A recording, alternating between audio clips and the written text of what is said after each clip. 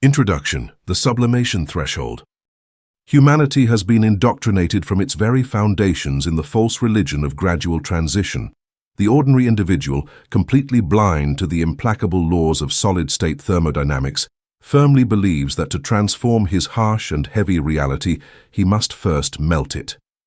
When faced with the immense granite wall of his own failures, the lack of capital, or his insignificance in the geography of the market, he assumes he must pass through the liquid phase.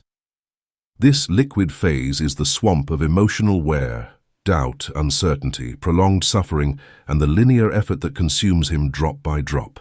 In materials physics, melting a solid to turn it into a liquid requires a colossal injection of latent heat that exhausts the system's reserves, leaving it vulnerable, amorphous, and docile before any external perturbation. The pedestrian lives and dies in this muddy state, simmering in the cauldron of his own misery.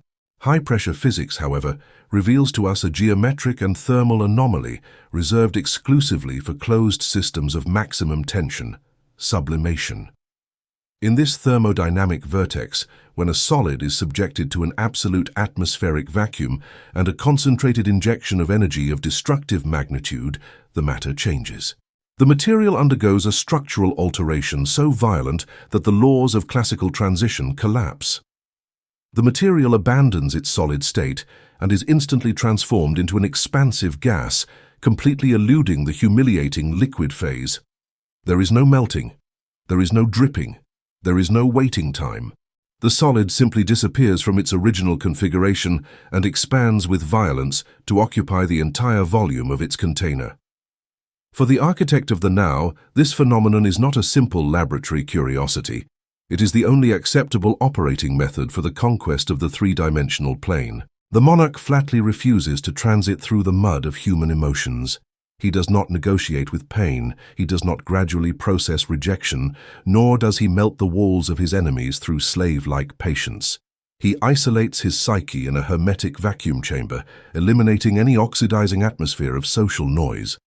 When a barrier stands before his progress, the Titan does not attempt to push it with his shoulders to wear it down through cold friction. He applies a hydrostatic pressure so devastating to the core of the problem that the opposing matter has no room to melt. The obstacle quite simply sublimates. Corporate competitors, market crises, and geological barriers evaporate instantly before his path. This work is the Planetary for abandoning the masonry of suffering and embracing the strict science of instantaneous phase transition. You are about to cross the microscopic frontier where structural tension reaches infinity. You reach it just 1 millisecond before falling into the void. Abandon the hope of a smooth transit, seal your chamber, and increase the pressure. Welcome to the zero threshold. Chapter 1: Constructive Interference and the Clash of Waves. The architecture of three-dimensional reality, which the inertial slave perceives as a set of solid, immovable blocks separated by vast chasms of empty space, is in its deepest and most irrefutable essence an unceasing ocean of vibratory frequencies. Civilization has indoctrinated you to observe your existence through a deceptive lens. It has made you believe that you are an isolated object, a small sphere of flesh and blood that must physically collide with other spheres to produce a result. Under this paradigm of optical blindness, the event of being in the right place at the exact millisecond, finding the precise person or the perfect opportunity, is interpreted. It is seen as a statistical accident, a fortuitous clash of marbles on the immense billiard table of the cosmos. To this blind collision lacking design, the terrified mob has given the name luck. It is the comfort of the powerless, the thermodynamic justification for those who refuse to take responsibility for their own temperature.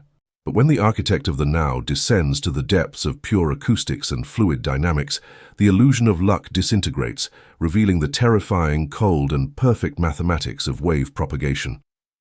To understand the destructive and creative magnitude of a synchronicity, you must eradicate the image of particles from your mind. You must embrace the physics of fluids.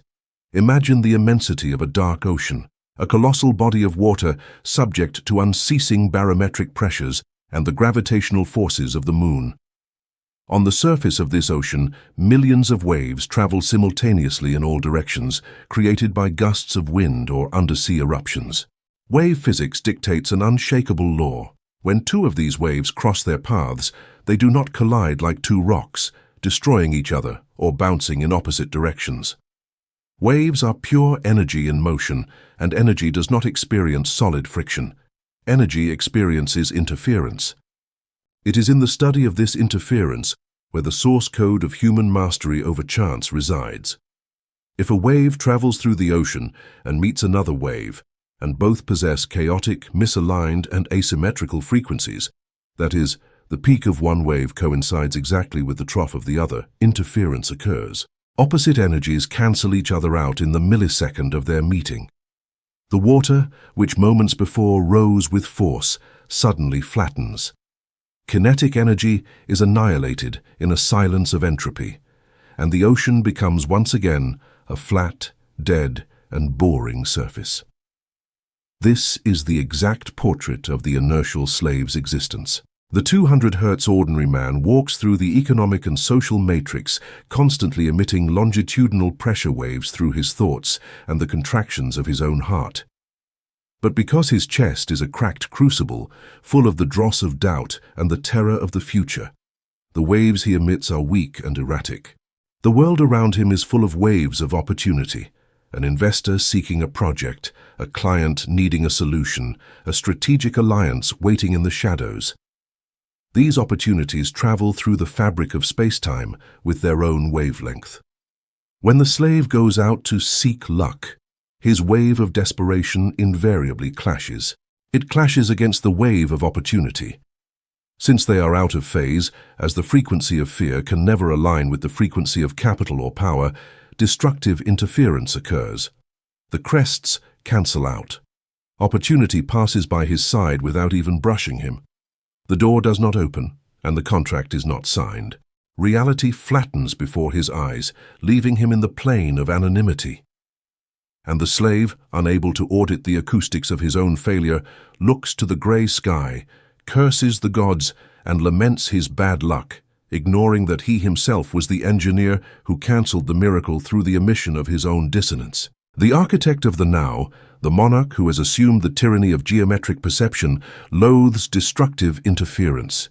He understands that his biological body is not a simple sack of meat, but a forged steel tuning fork, a massive acoustic instrument designed to impose his frequency upon the fluid of the universe.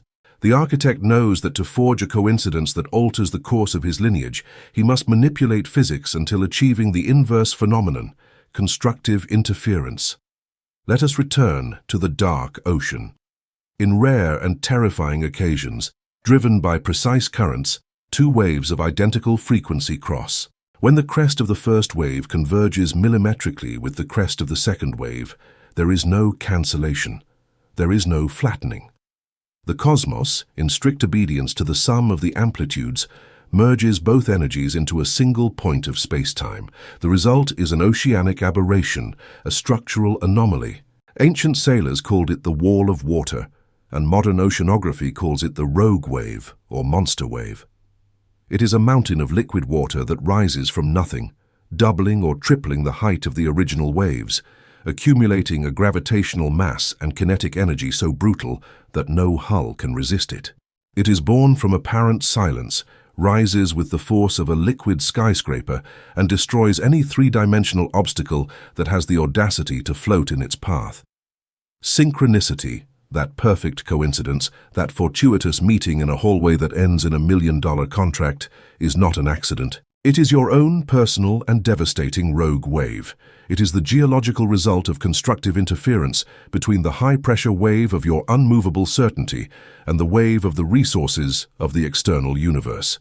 To generate this mathematical collision, the architect must undergo a tuning. He must undergo a metallurgical tuning of indescribable cruelty. You cannot go out into the 3D world expecting your frequency to coincide by chance with the frequency of success. You have to isolate yourself in the anechoic chamber of your own mind, close the iron floodgates, and ignite the boilers of your furnace. There, in the darkness, you apply the fire of pure attention over the alloy of your thoughts. You expel the dross of hope, because hope is a trembling vibration that ruins the phase of the wave. You expel desperate desire, because desire emits the screech of scarcity. Only quantum lead must remain in your crucible. You subject the resonance box of your chest to this structural tension until the sternum seems to creak under the weight of your own conviction. Your breathing descends, becoming dense and slow. Your heartbeats synchronize, creating a toroidal electromagnetic field of such perfect coherence it resembles a laser. You have tuned the instrument. You are emitting from the core of your cells a longitudinal wave of low frequency and extremely high pressure, a vibration that travels through the asphalt of your city and the walls of corporations.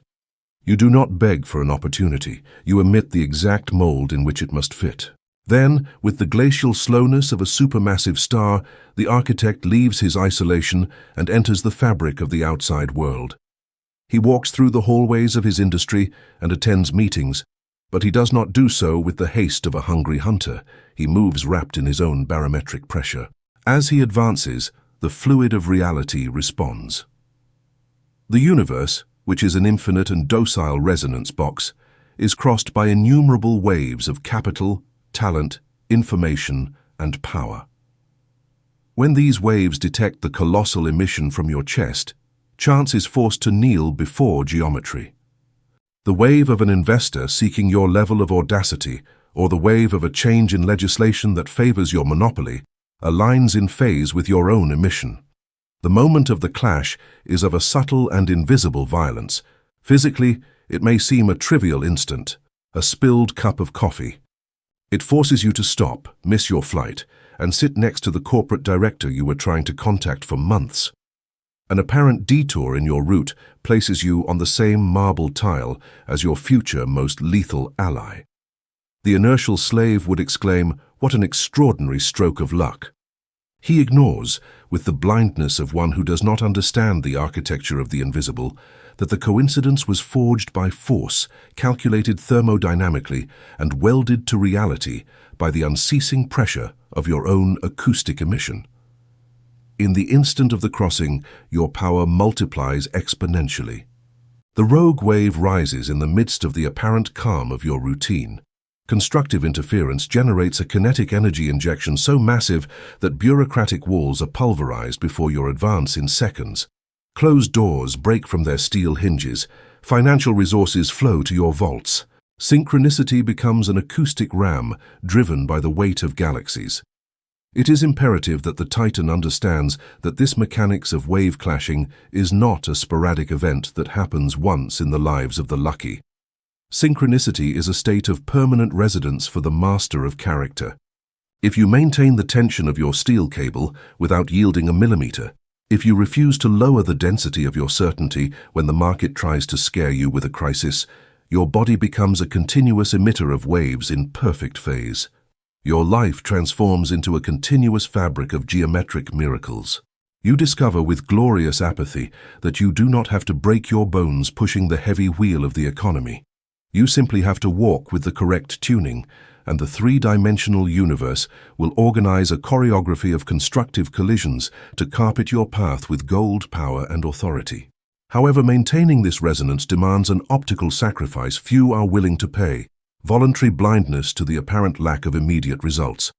Wave propagation in dense fluids suffers from inertial lag.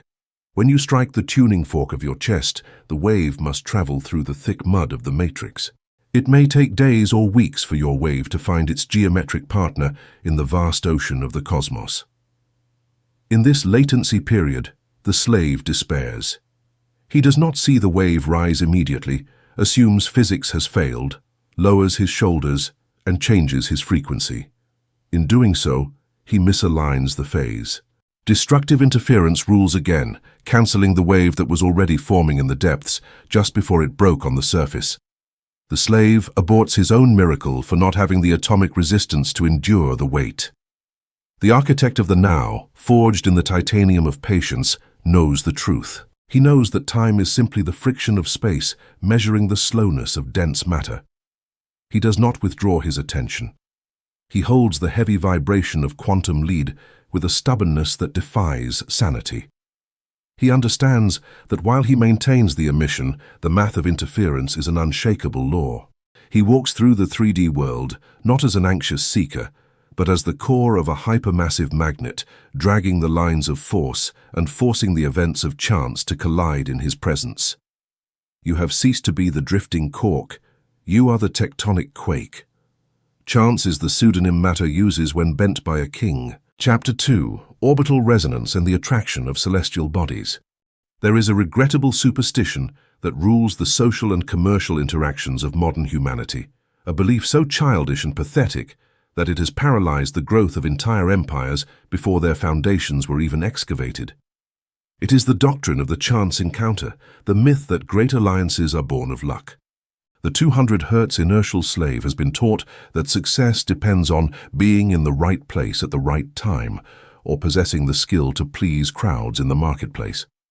This slave spends his life chasing human contact, handing out business cards into the void, and attending congregations of the mediocre, hoping for an accident.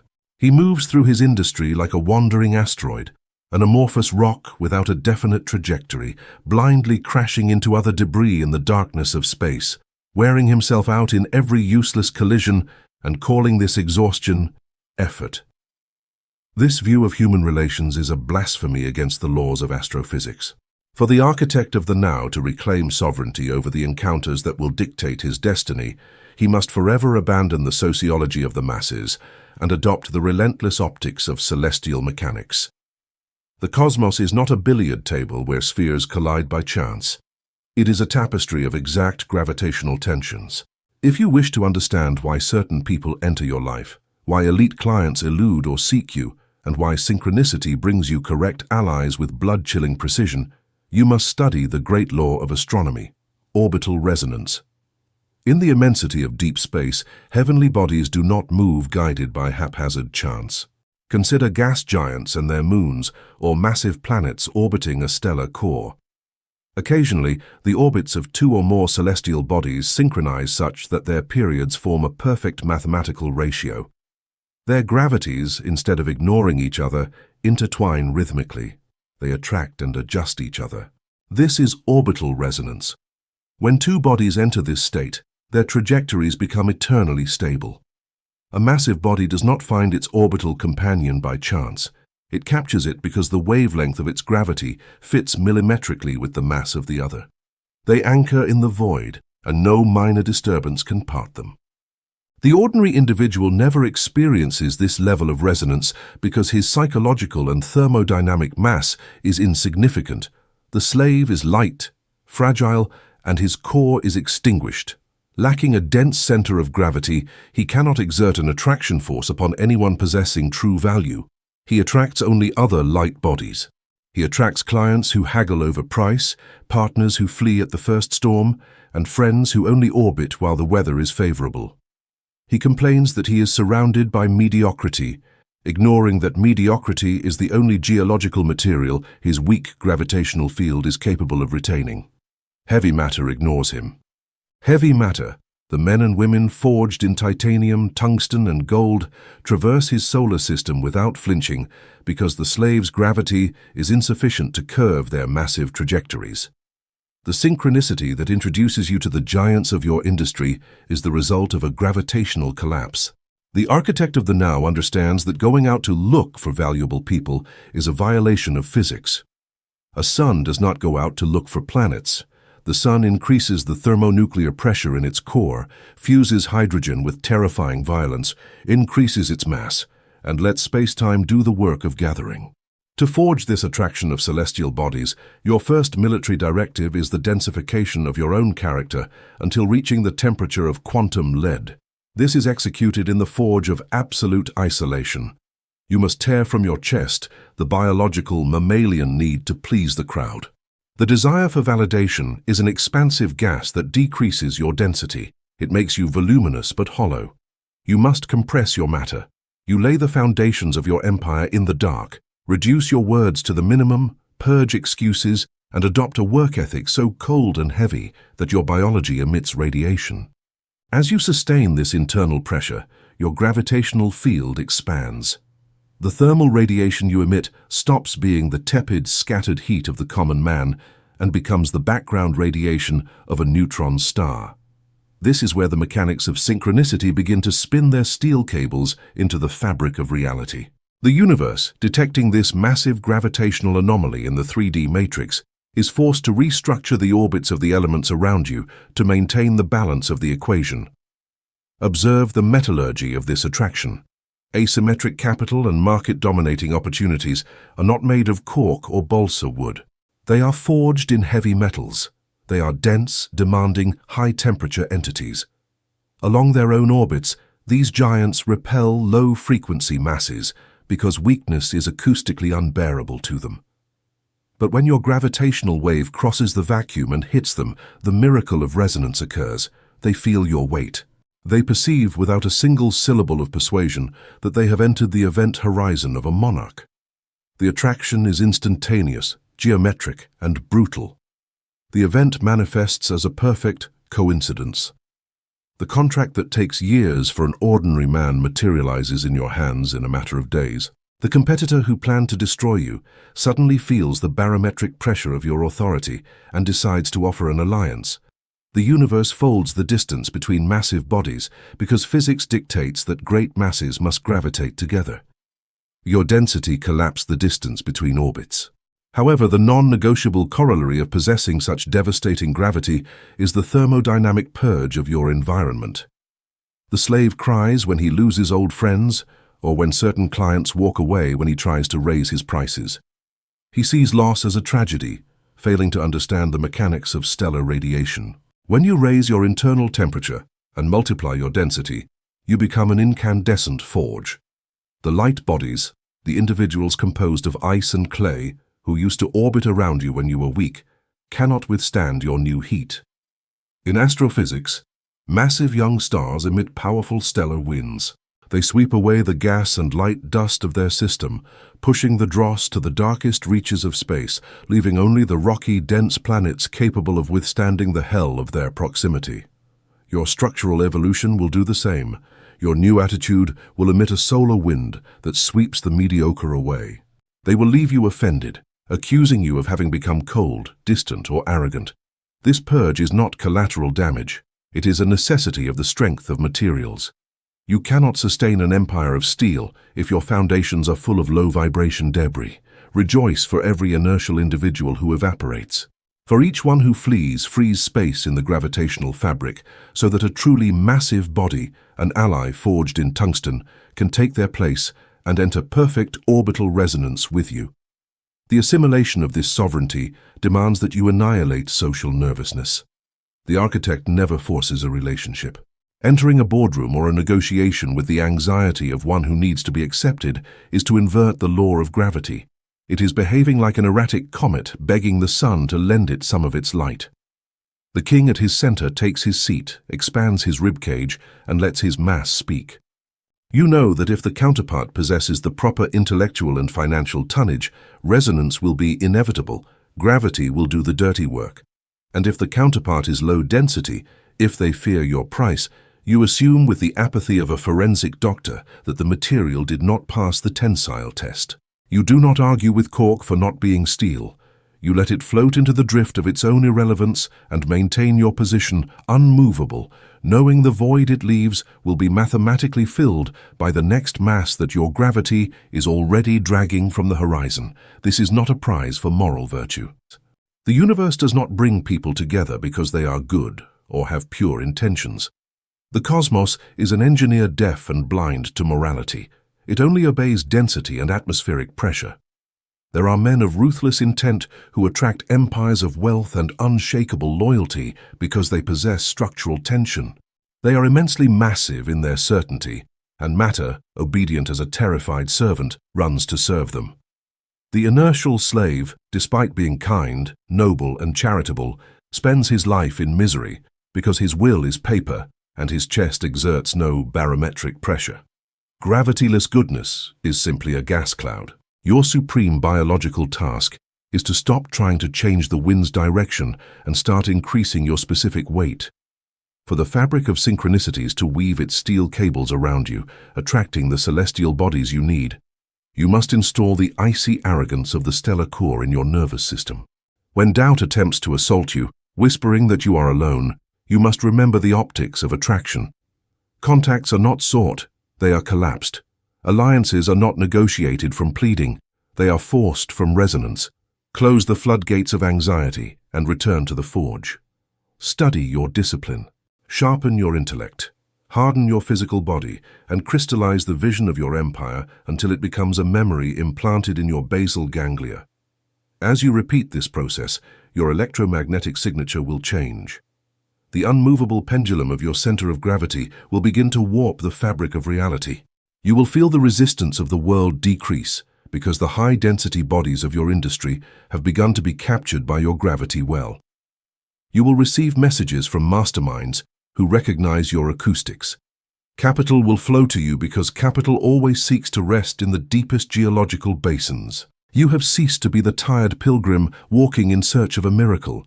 You have transmuted into the tectonic fault, the neutron star, the rare earth magnet. Let ordinary men keep praying to luck. You assume the immovability of the inevitable. Stay in your center, ignite the fire, and increase your mass. Increase it until light itself curves around you, and observe, with a smile devoid of all pity, how the entire firmament violently reorganizes to enter your orbit. Attraction was never a matter of chance. It was always, and will continue to be, the non-negotiable dictate of gravity. Chapter 3. The Optics of Opportune Refraction. The celestial vault does not pour meaning onto the earth, it pours radiation. The three-dimensional universe, in its cold and mathematical immensity, is an unceasing projector of events, circumstances, and phenomena that bombard the surface of human experience with the same indifference with which the sun bombards inert rock. Inertial civilization, trapped in its thermodynamic illiteracy, has developed the pathetic habit of classifying this radiation into moral categories. The 200 Hz slave calls events good if they require no effort and bad if they threaten his comfort or destroy his lethargy. He believes the world is conspiring for or against him. He grants geological accidents and economic fluctuations a will of their own that they have never possessed. This is the most destructive optical illusion of the human species. Events, tragedies, financial crises, and rejections have no temperature, no morality, and no intention. They are, in the strictest terms, pure white light. They are beams of photons composed of a chaotic, superimposed, and undifferentiated mixture of all possible frequencies, traveling at the maximum speed allowed by the cosmos and crashing against the lens of your perception. To master the architecture of synchronicities, we must abandon victimhood and enter the laboratory of optics. White light, in its natural state, is blinding, diffuse, and lacking in surgical utility. It contains the entire visible electromagnetic spectrum, from low-frequency red to high-energy violet, but because all these waves travel together and superimposed, their potential is neutralized by the chaos of their own mixture. When this white light, in the form of an unexpected 3D event, hits the mind of the ordinary man, it encounters a disastrous medium. The slave is a piece of dirty, opaque glass, full of mineral impurities, air bubbles, and unresolved internal tensions. Observe the physics of this clash. When the event, a devastating layoff, the betrayal of a business partner, impacts the opaque lens of the slave, the light cannot pass through the crystal. The impurities of fear, resentment, and guilt absorb the photons. The light energy, finding no geometric escape route, transforms immediately into thermal agitation. The dirty glass heats up. The slave feels this heat as suffering, anxiety, and despair. His mind becomes a useless furnace radiating pain toward the environment. In the end, the little light that manages to pass through his surface comes out completely distorted, scattered in 1,000 erratic directions, casting monstrous shadows. The ordinary individual looks at the disaster around him, wipes the sweat from his brow, and declares himself a victim of a terrible misfortune. He ignores with the arrogance of the blind that the event itself was pure and harmless energy. It was the disgusting opacity of his own crystal that turned radiation into hell. The architect of the now operates under diametrically opposed laws.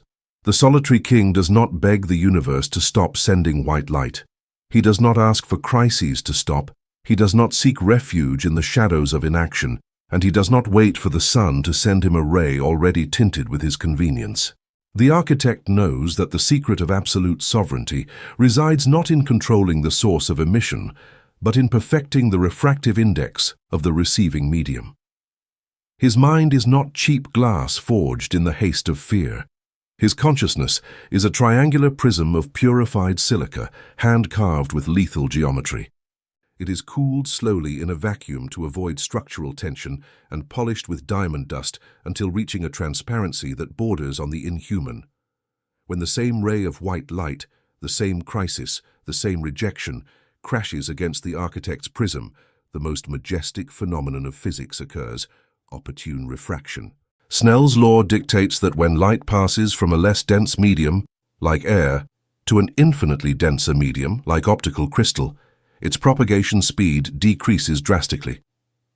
This brutal deceleration forces the ray's trajectory to curve, to bend toward the normal. The architect receives the impact and slows down time. Thanks to the immense density of his quantum lead, the architect decelerates time in his own perception. While the slave reacts in a millisecond, screaming in panic at the disaster, the Titan does not react. The Titan absorbs the shockwave in absolute and glacial silence. He forces the event into the dense medium of his indifference, and by forcing the event to decelerate, he forces it to curve. It is in this geometric curvature where chaos reveals its source code. Because each wavelength within the white light ray travels at a slightly different speed inside the prism, the light decomposes. It disperses. The confused amalgam of disaster separates. It separates with surgical clarity into its entire electromagnetic spectrum. What a second ago was an indecipherable tragedy now unfolds before the architect's internal vision as a fan of isolated and perfectly outlined frequencies. There, inside the prism of his sociopathic analysis, the architect observes the colors of the event. He sees the red wave of structural danger, the flaw in the system that caused the problem. He sees the yellow wave of his competitors' reaction, who are running scared from the same impact. But above all, his hawk-like gaze nails the violet wave, the frequency of highest energy and shortest wavelength, the asymmetric opportunity. Every crisis, without geological or mathematical exception, contains within it the exact frequency of a colossal advantage that remained hidden by the blinding light of general panic. The loss of a huge client refracts and reveals that their exit has freed the logistical tonnage necessary to absorb 3 rival corporations. The catastrophic failure of a commercial launch disperses in the prism and reveals the exact map of a new market need that no one else is seeing because everyone else has their eyes closed by the glare of fear. The slave calls it luck when the man of power emerges from the ashes of a crisis wearing a heavier crown. The herd wonders how the architect always seems to land on his feet, how the worst accidents end up forging his best victories. They believe the gods have a preference for him. They cannot conceive, because their crystal is lacking, that opportunity was never a gift of chance. Opportunity was a laser ray the architect isolated. He isolated, separated, and projected it through the refraction of his own discipline. The white light contained the wealth, but it took the titanium prism to separate it from the visual dross. Forging this prism inside your own cranial vault is the most violent and painful task a human being can undertake. High-precision optical glassware admits not the slightest tolerance for error. If you harbor a single gram of victimhood in your alloy, if you allow yourself the luxury of self-pity when the atmospheric pressure of the world crushes you, you are introducing an air bubble into the molten glass. When the glass cools, that bubble will become a breaking point. The moment the universe sends a high-intensity light ray, an event of extreme stress, the lens of your mind will not refract the light. It will splinter into 1,000 pieces, destroying your psyche and leaving you blind in the middle of the battlefield. The forge of the lens requires you to voluntarily submit to the whetstones of isolation and objectivity. You have to uproot the language of complaint. Every time you formulate a sentence complaining about the difficulty of your industry or the injustice of the economy, you are throwing handfuls of dirty sand on your prism. You are scratching its polish and ruining its refractive capacity. The monarch's vocabulary must be sterile, descriptive, and lacking in thermodynamic emotion. Facing catastrophe, the king in his center does not say, "I have been destroyed." The king decrees, "The logistical structure has collapsed. Assets have shifted." By purging your language of mammalian hysteria, you keep the surface of the crystal immaculate, ready to receive the impact of photons without generating thermal resistance. This optical mastery grants you a power bordering on tactical immortality. When you stabilize your prism, the 3D matrix loses its capacity to threaten you. You understand with a cold laugh that reverberates in the walls of your vacuum chamber that the enemy cannot hurt you because their weapons are composed exclusively of light.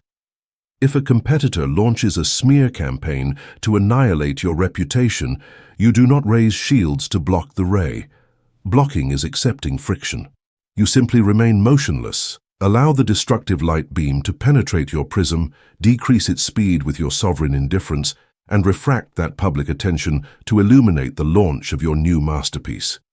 You have taken the caloric energy your opponent spent on hating you and converted it into a laser. Synchronicity is not a mysterious force that pushes you from outside. It is the inescapable consequence of walking through the world with a perfect crystal. Imagine a man walking through a desert of broken mirrors, where beams of light bounce in all directions, blinding and burning the multitude. If that man carries the prism of absolute certainty in his chest, every erratic ray that touches him will be ordered instantly. Events that for others are noise, interference, and tragedy, when passing through him align, focus, and draw a straight path of molten gold. Coincidences do not exist, only degrees of refraction. The external universe is an immense and chaotic market of disordered photons. Every day, people, capital, ideas, and accidents cross without meaning. When you complain that you have no luck, you are exhibiting the ignorance of the opaque crystal. Opportunities are raining on your head this precise millisecond. Fortune and elite alliances are constantly bombarding you with the intensity of a solar storm. The problem is that, because your mind is clouded by doubt and the terror of loss, the light bounces off your dirty surface and is lost in the void.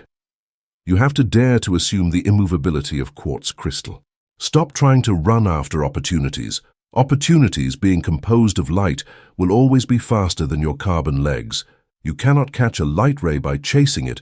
You can only catch it by interposing a medium of greater density in its path. Plant yourself in the geographic center of your industry. Increase the density of your discipline. Polish the lens of your vision until envy, fear, and hope are completely eradicated from your nervous system. Then, simply open your eyes and await the impact. Let the chaos of the world economy hit you. Let the black swans of history crash against your chest.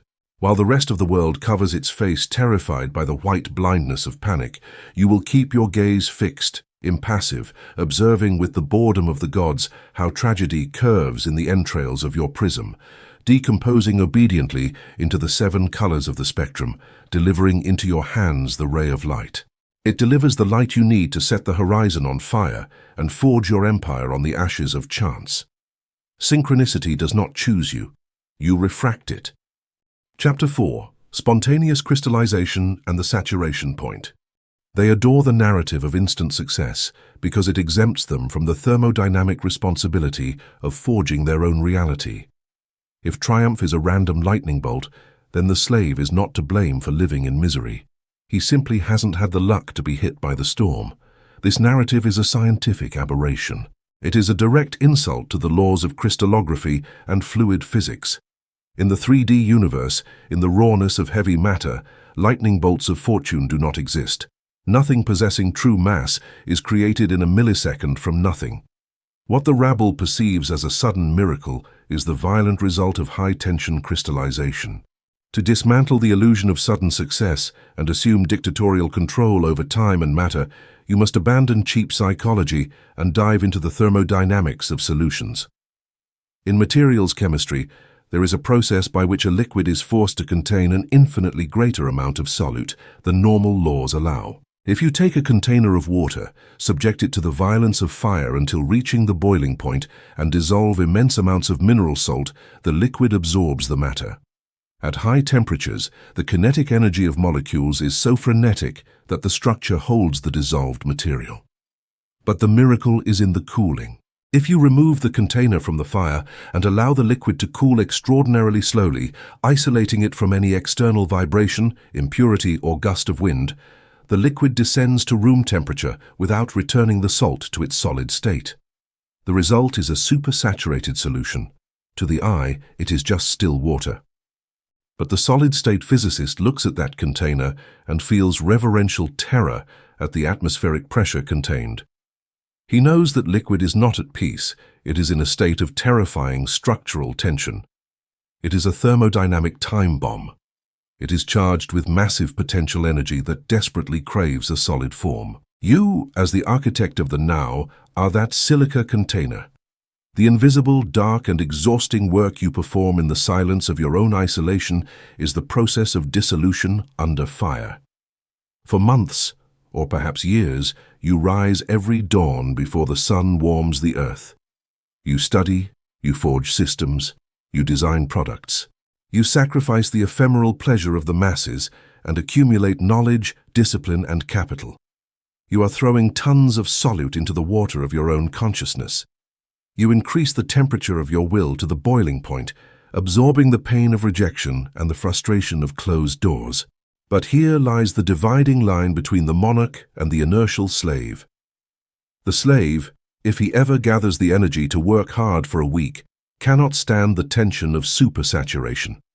He demands that the universe deliver an immediate physical result. He needs someone to applaud him or to see his bank account grow. By demanding this immediate reward, the slave introduces a vibration of anxiety into his own container. He breaks the thermal insulation. He shakes the liquid with the friction of his emotional need. The result is that the system precipitates prematurely. The slave gets a tiny reward, a pathetic and marginal profit. A tiny crystal settles at the bottom of the glass, and the rest of the liquid returns to a state of boring, low-density equilibrium. He never manages to accumulate the critical mass necessary to alter the geography of his life, because he bleeds the pressure of his boilers prematurely. He cannot sustain the tension. The king in his center operates under an optical cruelty that defies ordinary biological understanding. The architect refuses to precipitate. He continues dissolving tons of effort and quantum lead within himself, and then he applies the icy cooling of tactical blindness. He observes how his bank account still shows nothing. He observes how investors do not yet knock on his door, and how the 3D world still seems to ignore his majesty, and he does not experience the slightest tremor of panic. He cools his nervous system. He adopts the static, bored, and monolithic posture of the vessel at rest. He knows the physics of the atomic lattice. Physically, to the eyes of civilization, the architect seems stuck. Relatives mutter that he is wasting his time. Competitors, who celebrate microscopic victories every day, mock his lack of visible results. The world looks at him as one looks at a glass of transparent water, ignoring the monstrous pressure within. But the Titan does not suffer from cognitive dissonance. He knows he is not failing. He knows he is supercooling the system. He knows he is bringing the fabric of quantum probabilities to a point of tension so extreme that 3D reality is about to suffer an irremediable structural fracture. He is ready for the seed. And then, on any given Tuesday, in a millisecond that possessed no pre-announced astrological glory, the collapse of synchronicity occurs. For a supersaturated solution to abandon its tension and become stone, it only requires the introduction of a nucleation seed, a microscopic crystal, or even a sound wave. In the fabric of your life, this seed is the triggering event. It is a tiny synchronicity. It is a casual encounter with a stranger in a hotel lobby. It is an email that arrives by mistake. It is the unexpected cancellation of a flight that forces you to sit in a waiting room next to the director of a corporation. The inertial slave will attribute the entirety of the success to the stranger or the wrong email. He will believe the seed is the owner of the miracle. What profound thermodynamic illiteracy! If you throw a grain of dust into ordinary water, nothing happens. The dust simply gets wet and sinks. The nucleation seed has no power in itself. Its power resides solely and exclusively in the atmospheric tension of the liquid into which it falls. Synchronicity does not save you, it simply offers the geometric coordinate for the immense mass you accumulated in silence to explode and adopt a physical form. Visualize the optical and thermodynamic violence of the saturation point when the seed touches the fluid. In chemistry, the process is not gradual. It does not take months.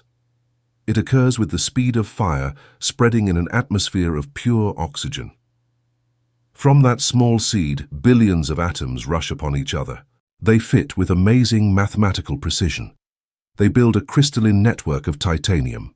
Solid matter, hard, undeniable, and heavy, seems born from nothing, extending its needles and fractal geometries throughout the volume of the vessel in seconds, until the liquid becomes a monolithic block.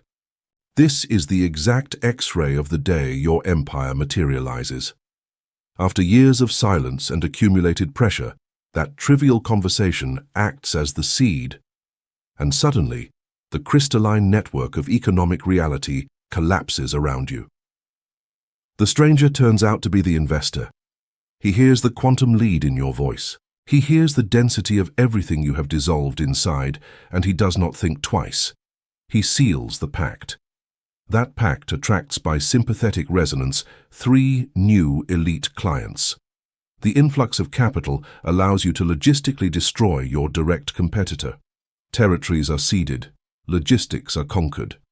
In the course of a few weeks, the entire topography of your industry has been irreversibly altered. You have forged a block of diamond where before there was only apparent emptiness. When the rabble observes this phenomenon, they will be petrified. News reports will speak of your meteoric rise. Mediocre analysts will attempt to dissect the secret of your success, studying the color of your tie or analyzing the exact phrase you said to the investor, completely ignoring that those variables are simple dust. You, from the frozen throne of your own vault, will hear their theories with sovereign boredom. You know the hotel meeting was not a divine miracle. It was the inevitable crystallization of the 3,000 days in which you refused to surrender your temperature to the ice of doubt. If it hadn't been that investor, it would have been a traffic accident the next morning that triggered the chain reaction. When the system is supersaturated to the point of suffocation, the universe is mathematically obliged to throw you a seed. The cosmos cannot stand a vacuum of tension indefinitely. Discharge is a requirement of the strength of materials. But there is a law of iron that the monarch must never forget in victory. In thermodynamics, spontaneous crystallization is a highly exothermic process. This means that when atoms abandon the high-energy liquid state to settle into a rigid structure, they release industrial amounts of heat to the environment. When the solution solidifies, the glass vessel literally boils with heat. In the architecture of your destiny, this means that the arrival of sudden success generates a monstrous amount of 3D heat. The press will seek you, sycophants will orbit you, and your own biology will feel the massive impact of dopamine flooding your neurons. This social and chemical heat can melt a fragile mind. Many aspirants manage to accumulate the pressure and achieve the crystallization of their first triumph, only to get drunk on the heat of victory. They allow euphoria to consume them. They lower their optical guard and begin giving their time to the vampires of attention who now flatter them. They melt away. By losing the glacial rigidity of their concentration, their newly formed crystal of success dissolves back into a muddy and mediocre liquid. The empire they built in a day crumbles in a year. The true king in his center does not allow the exothermic heat of victory to alter his internal temperature. When the $1 million contract is signed, the architect does not jump for joy. He receives the impact of success with the same majestic and glacial apathy with which he received scarcity during his years of isolation. He contemplates the newly crystallized empire and maintains his inner core at absolute zero. He understands success is simply the geometric adjustment of matter to the gravity he already possessed. To celebrate hysterically would be to confess that he did not expect it. It would be to admit that deep down he still considers himself a slave who got lucky. The monarch nods at the crystallization. He observes the purity of the atomic network he has forged with his silence. He closes his hands around the newly cooled gold, assumes responsibility for his new mass, and immediately begins to dissolve new solute in the boilers of his mind to prepare the ground for the next supersaturation. To master the saturation point, you have to make an irrevocable pact with invisibility. You have to fall in love with the absence of social friction. You must extirpate from your DNA the need for others to witness your process. While you are dissolving the iron of your discipline, the world will see nothing. The 3D system will treat you as useless because you are not throwing out results in their mediocre metrics. This blindness of the environment is not an obstacle.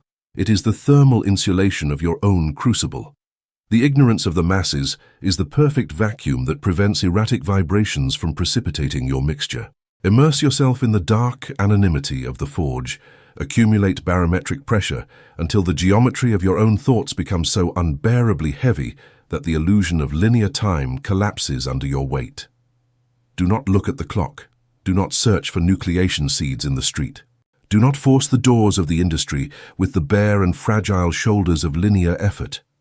Become the ultimate solvent. Dissolve mountains of books and years of design into your bloodstream. Bring your spirit to a state of tension so pure that the universe begins to tremble, sensing the coming quake. And when pressure reaches the point of cosmic fracture, when not a single molecule of doubt remains in your structure and the density of your certainty is absolute, simply sit on your throne and wait for the vibration. A phone call, a stumble, a name whispered in the wind. And then, the world will freeze. Observe with the impassivity of the stars how the entire universe aligns, fractures, and crystallizes violently, prostrating itself before you in the exact, non-negotiable, and indestructible form of the crown you yourself forged in the darkness. Chance is dead. Crystallization is your new language. Chapter 5. The Seismology of Chaos and Tectonic Faults. The blind worship of stability is the most lethal narcotic ever synthesized by human civilization. Since the first gatherings of frightened men around the fire, a pact of collective cowardice has been forged, dictating that inertial peace, the absence of sudden movement, and absolute stillness are the highest states to which an individual can aspire. The 200 Hertz inertial slave consecrates his miserable existence to building a mud hut on what he perceives as firm ground. He studies markets, seeks secure employment, forges alliances based on lukewarm compromise, and buries his capital in vaults promising eternal lethargy. He walks with light steps, terrified of the slightest vibration. He prays daily for the soil beneath his feet to maintain its illusion of solidity. He ignores, with the suicidal arrogance of the blind, that firm ground does not exist. Three-dimensional geology, much like macroeconomics and power structures, is not a monolithic block. It is a thin, fragile, and splintered crust of rock. This crust drifts over a boiling ocean of magma in unceasing thermodynamic convection. For the architect of the now to assume absolute dominion over the architecture of chance, he must shatter his own desire for stability and embrace the devastating science of seismology. Synchronicities do not always manifest as white doves. Most of the time, when the universe needs to realign heavy matter to make way for your empire, synchronicity wears the face of the apocalypse. It is the catastrophic accident. It is the sudden bankruptcy of the corporation that fed you. It is the bloody betrayal of your closest partner. It is the collapse of laws. Faced with this destruction, the mob of slaves falls to their knees, weeping over the rubble of their mud huts, exclaiming that bad luck has swept away their future. The king in his center contemplates the same destruction and does not experience a single fraction of a degree of thermal alteration in his pulse. He knows that chaos is not blind, nor is it a mere accident.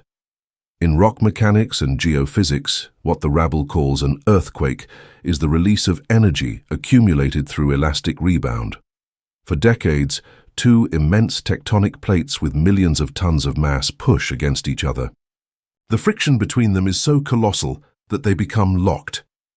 On the surface, everything seems peaceful, but in the darkness of the subsoil, the rock is deforming and bending under unbearable mechanical tension. Thermodynamic pressure increases millimeter by millimeter until the rock can no longer withstand the stress. It fractures, the plates slide violently, recovering their original shape and releasing a century of kinetic energy in a concentric shockwave that pulverizes everything in its path. That destruction is not the end of the world, it is the universe correcting a structural lie. Destructive synchronicity operates with this exactness. If your life or your business has been razed by a sudden crisis, you were not a victim of tragedy. You were liberated from a structure that had accumulated lethal tension and was built on a fault of lies and inefficiency. The ordinary man clings to dying structures. He maintains investments in obsolete industries out of sentiment. He tries to hold up the roof of a collapsing cave with his own shoulders. When the earthquake occurs, the slave weeps for the broken stones. The architect of the now, who has forged his intellect in the optics of objective cruelty, understands that the universe just did him the greatest favor of his existence.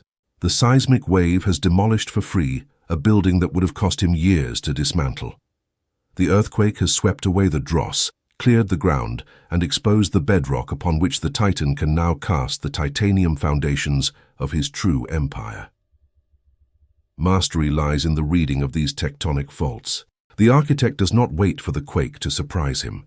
He becomes a seismologist of human behavior and capital flows. He studies his industry with the coldness of a surveyor, looking for subduction zones. He observes where arrogance has created a structural rigidity that will not withstand the next fluctuation. He finds the geological fault of his era. In an act of apparent suicidal madness to the slave, the architect does not flee the fault. He walks directly toward its epicenter, drives his steel anchor into the zone of maximum tension, and waits for the collapse. When the financial bubble detonates, the shock waves propagate. The P wave, the primary compression wave, hits first, alerting the weak. Then comes the S wave, the secondary shear wave, shaking the earth from side to side. The paper empires of your competitors, built without quantum lead, enter destructive resonance. Their crystals shatter, their capital evaporates, and they fall. The noise of the collapse is deafening, but at the exact epicenter, in the very eye of the chaos, stands the king in his center, wrapped in an aura of zero friction. How does the monarch survive the earthquake that annihilates civilization? Through the implacable application of anti-seismic engineering in his own neurology. In advanced civil engineering, skyscrapers that defy gravity in seismic zones are not built as rigid walls. They are designed with base isolation. The building rests on enormous cylinders of lead, rubber, and steel that absorb kinetic energy. When the ground shakes, the cylinders deform, but the superstructure remains static. Your mind must become that base isolation system. When destructive synchronicity hits, animal instinct will demand you cling to the walls and identify with the pain. If you do, you enter resonance with the shear wave and break. The architect applies the thermal vacuum. He disconnects his identity from results. He feels the economy tremble beneath his boots, but he maintains the spine of his certainty perpendicular to the abyss. He grants no energy to the catastrophe. He isolates his core. By offering no rigid resistance to the ground's movement, the energy passes beneath him without altering the architecture of his will. In this precise millisecond of general devastation, the forge of supreme chance occurs. The earthquake has destroyed the old roads. The logistical routes everyone used have vanished. The rules have been pulverized. Capital, influence, and power find themselves suddenly liberated and ownerless amidst the ruins. The inertial slave, stunned by the dust and bleeding from fear, is unable to see the gold scattered on the ground. He only sees rubble. The architect, who has kept his lens purified and his density intact, steps forward. He is now the only massive and coherent structure left standing for miles around. By pure law of thermodynamic gravity, all liberated capital and orphaned talent feel the pull of his gravitational well. Synchronicities reign upon the Titan thanks to the chaos. He finds assets of incalculable value sold at scrap prices. He acquires infrastructure simply by extending his hand. He is the only one who possesses the temperature necessary to forge metal in the middle of a nuclear winter. The 3D universe has used the tectonic fault to transfer wealth from the trembling hands of slaves to the armored vaults of the monarch. Destruction was the red carpet the geology rolled out for the true king. Understanding the seismology of chaos requires you to eradicate resentment toward obstacles. When you pull the heavy iron chain toward a future goal, the universe will send destructive synchronicities to purge your system of useless weight. If a massive contract falls through, the mediocre reaction is thermal despair. The man of quantum lead stops the crank, breathes the cold air of disappointment, and executes a calculation of material resistance. He understands the universe is informing him that the steel bridge he was about to cross had lethal microfractures. The loss was a tactical saving. If the contract had been signed, the empire would have collapsed years later, burying him alive. The cosmos has detonated the bridge today to force the architect onto an asymmetric path that will lead to a booty 10 times greater. The loss was a tactical amputation executed by thermodynamics to save the work. The synchronicity of the personal apocalypse is the rite of passage the universe demands from those who claim the crown. You cannot ask the loom of gravity to weave you a tungsten emperor's suit and then complain that the process requires melting the old cotton clothes you were wearing. Transmutation hurts. Assume the posture of the seismologist in the glass city of your existence. Stop praying for the stillness of tectonic plates, for in stillness there is no propulsion. Desire the chaos. Feed on the friction. When the markets turn blood red and the mob runs for the caves, you will ignite your voltaic arc light. You will drive your boots into the center of the tremor and say to the 3D abyss, destroy what you must. Pulverize the rotten wood and melt the weak iron. When the dust settles, I will still be here, denser and heavier, ready to take possession of the cleared arena. Seismic chaos is your most lethal ally. The earthquake is not the end of the world. It is the universe shaking the tablecloth to leave space for the exclusive banquet of the king. To truly master this, you must understand the magnitude of intent. In the Richter scale of consciousness, your willpower must reach a level that resets the geography. The slave operates at a magnitude 2.0. He causes tiny ripples that bother no one and change nothing. His life is a series of micro-tremors that never break the surface. The architect operates at magnitude 9.0. When he decides to shift his position, the entire economic landscape of his city must reorganize. This internal pressure is built through the accumulation of static silence. Every hour you spend in your anechoic chamber, refining your vision and refusing to speak of your plans, you are adding pressure to your tectonic plates.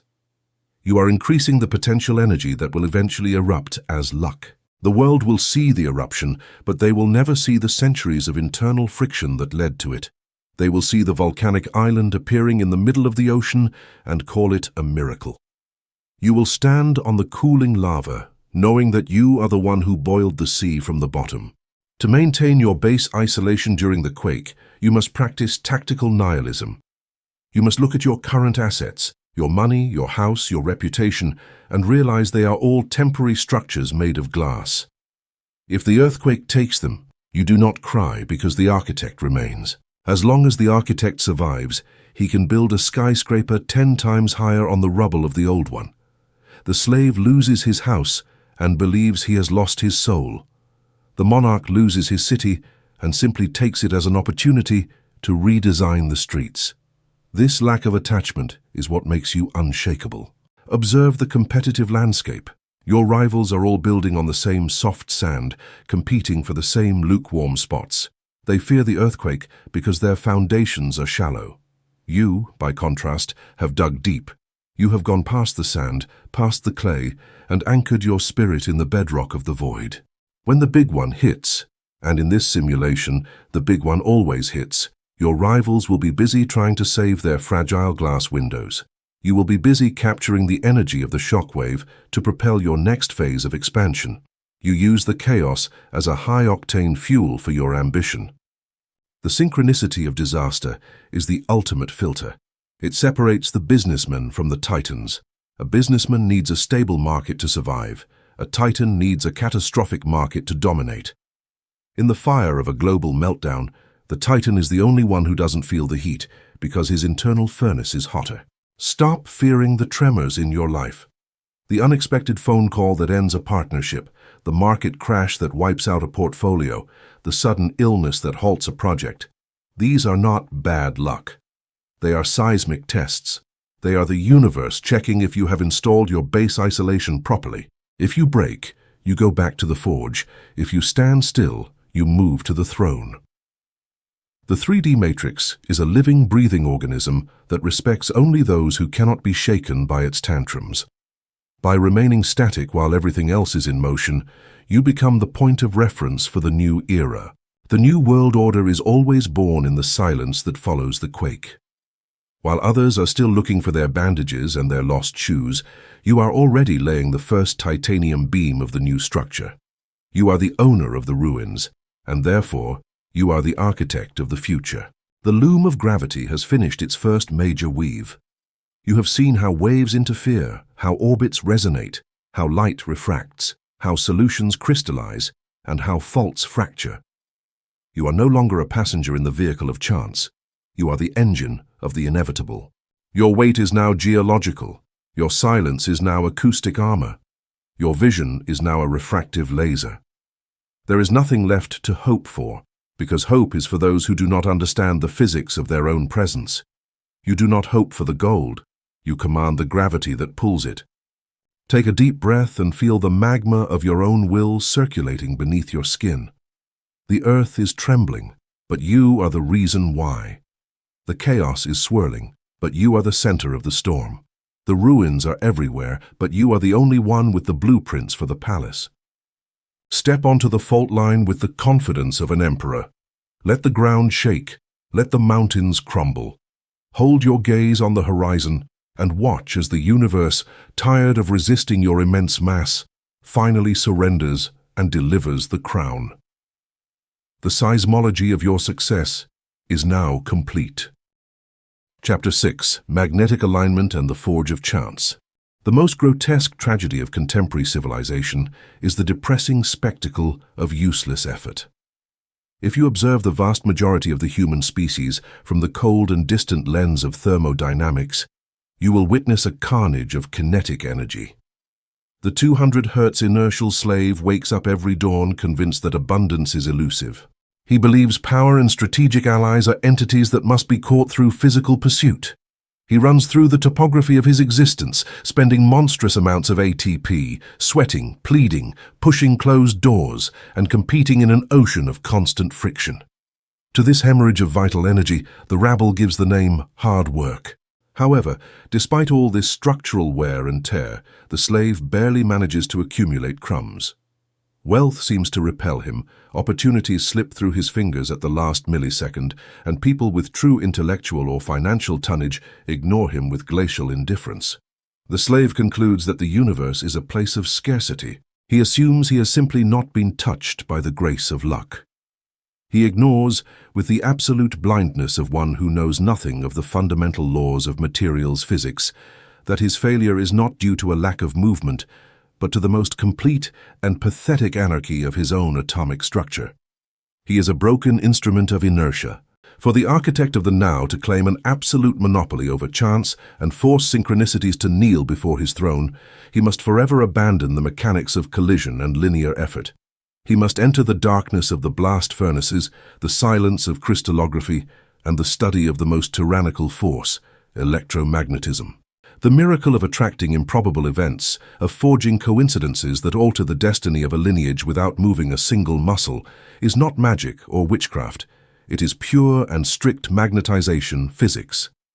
Contemplate an ordinary block of iron extracted from the earth. Physically, it is a heavy, dense, and dark object. It possesses the intrinsic potential to exert a colossal attraction force. However, in its natural state, this piece of metal is completely inert. If you bring it close to a handful of iron filings or a coin, absolutely nothing happens. It does not attract, it does not repel, it does not alter geometry.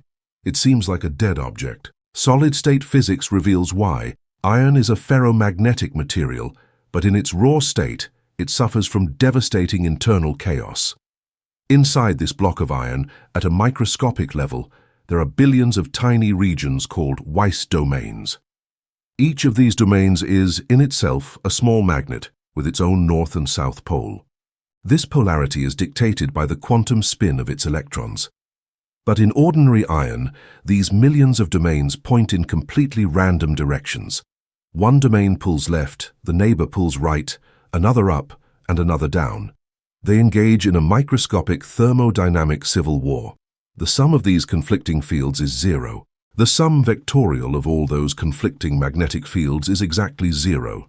The block of iron has infinite potential, but its power is neutralized by its own internal division. This is the anatomical and optical X-ray of the ordinary man's mind.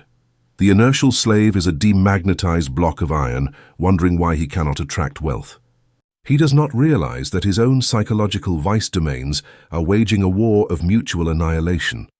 One part of his consciousness desperately wants to found a financial empire, but another internal domain, terrified by risk, pulls with equal force toward the security of servitude.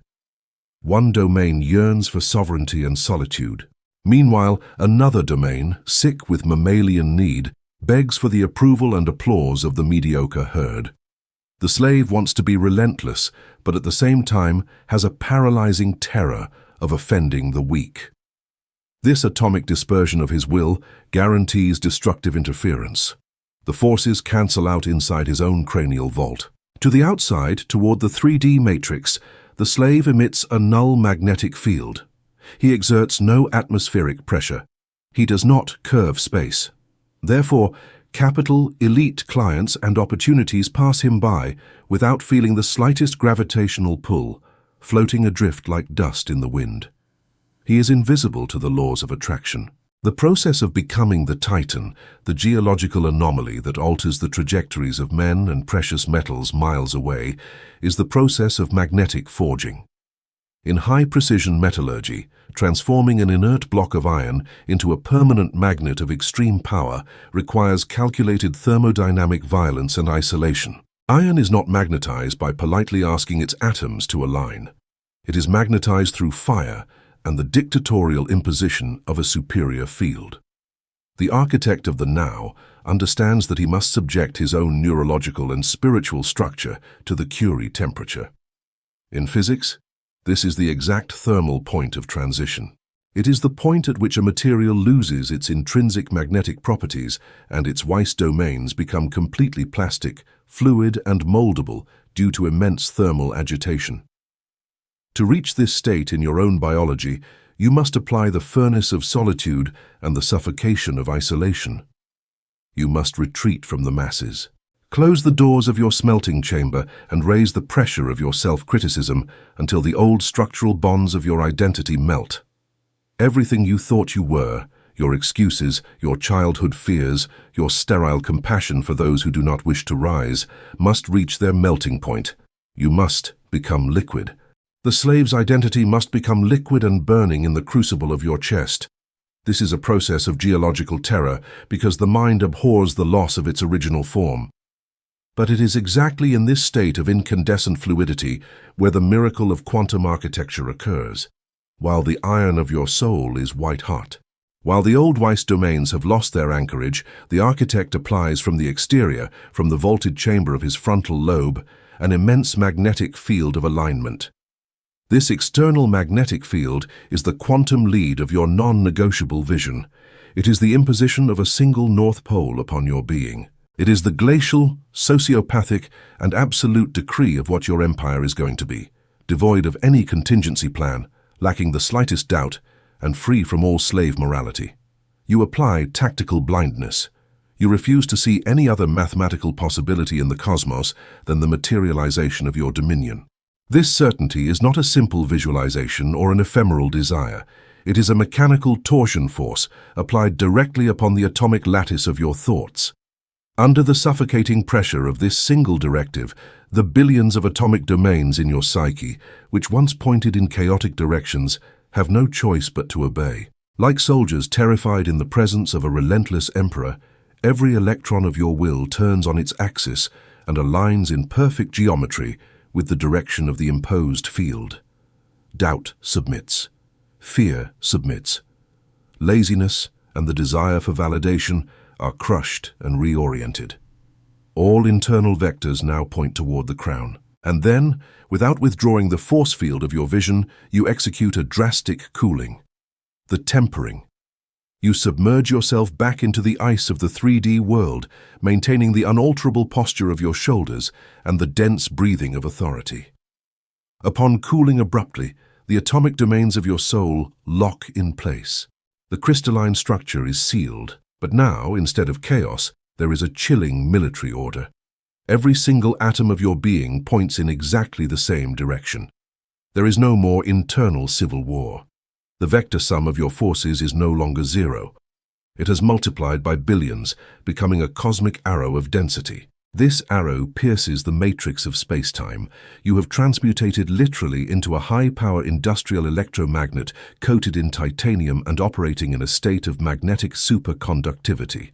From this millisecond of absolute alignment, the forge of chance leaves the realm of mysticism to become pure fluid mechanics. When the aligned architect leaves his chamber and walks through the geography of the corporate market or the hallways of his industry, he no longer walks as an inert object that must collide with others to generate friction.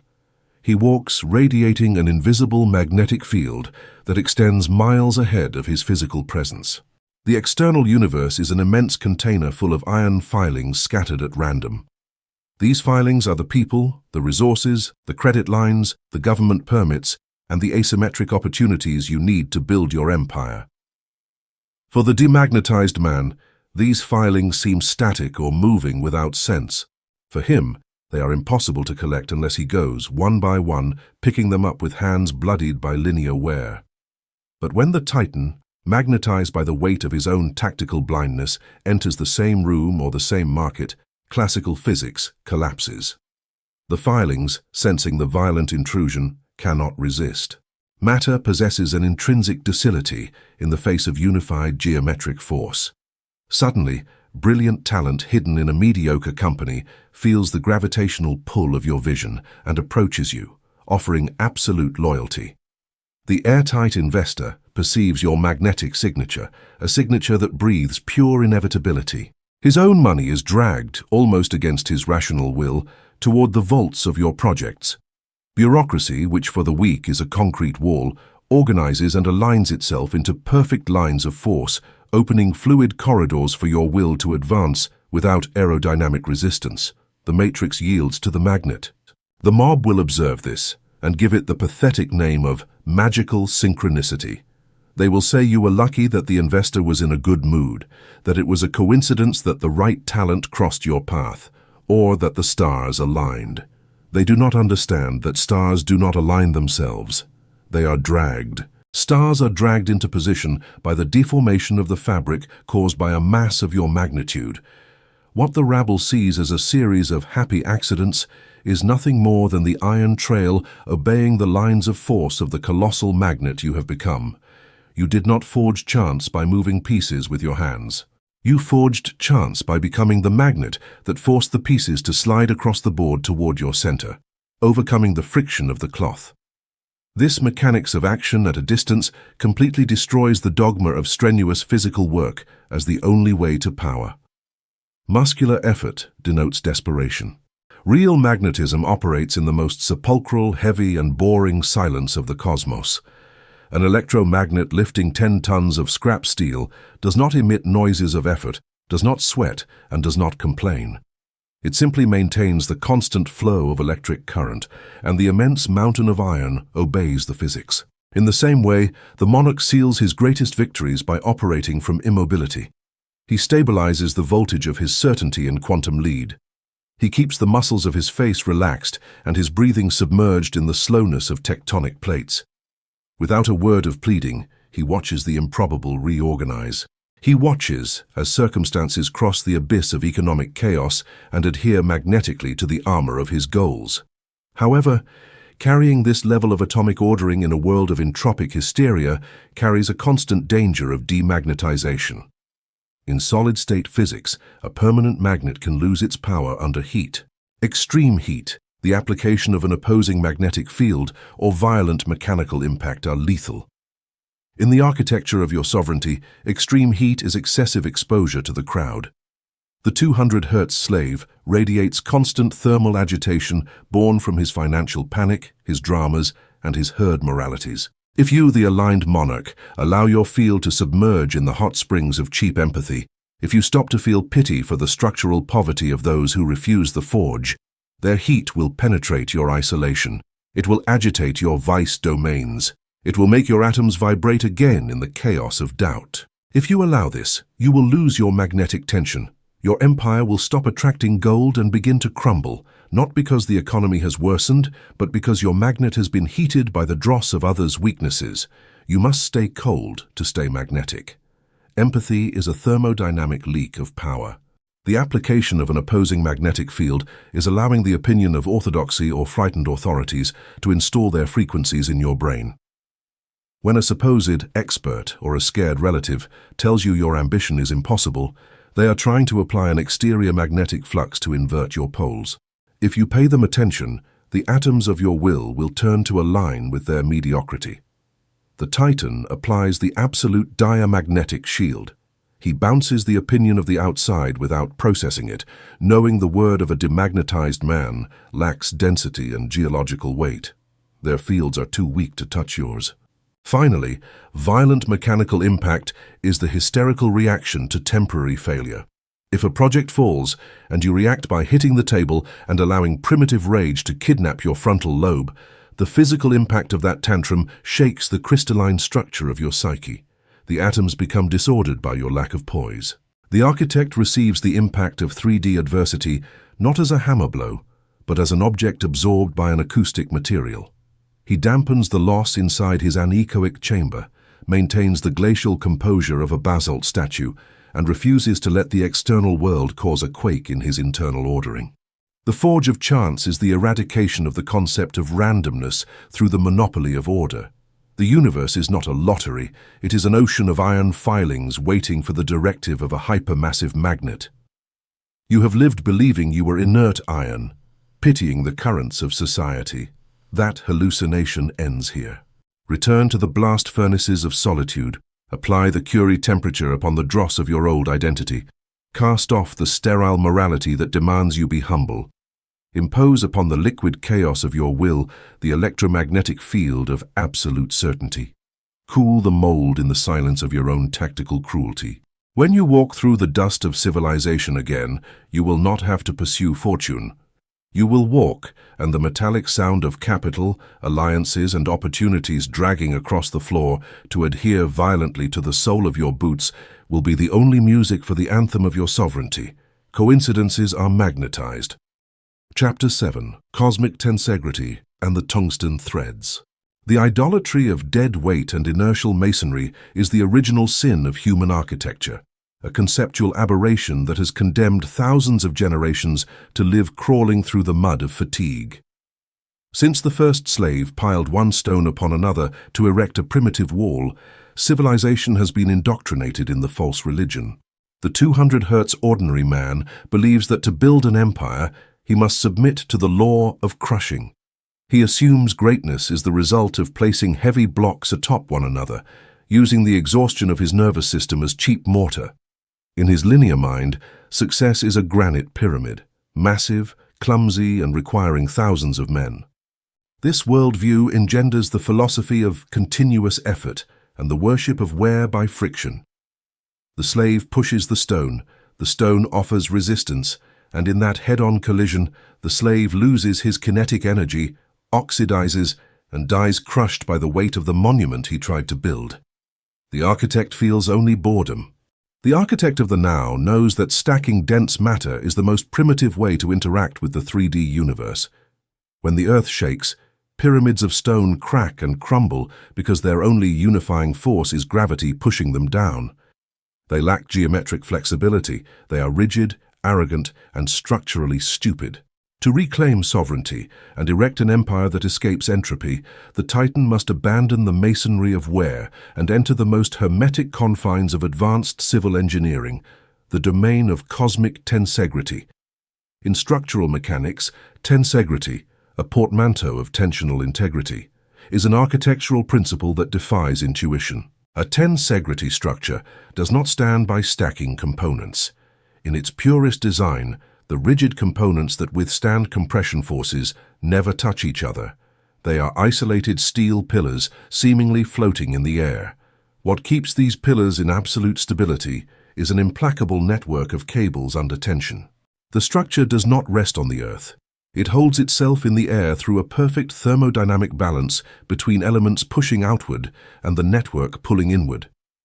The result is a magical aberration, a tower that appears to levitate, using a tiny fraction of the mass of a traditional building, yet possessing superior load capacity. Extrapolating this to your destiny is the supreme mandate to master synchronicities. Synchronicities, those mathematical coincidences the crowd calls luck, are not random events hitting your head. They are not gifts from Providence. They are, strictly and ballistically, the tension cables the universe weaves to hold your empire.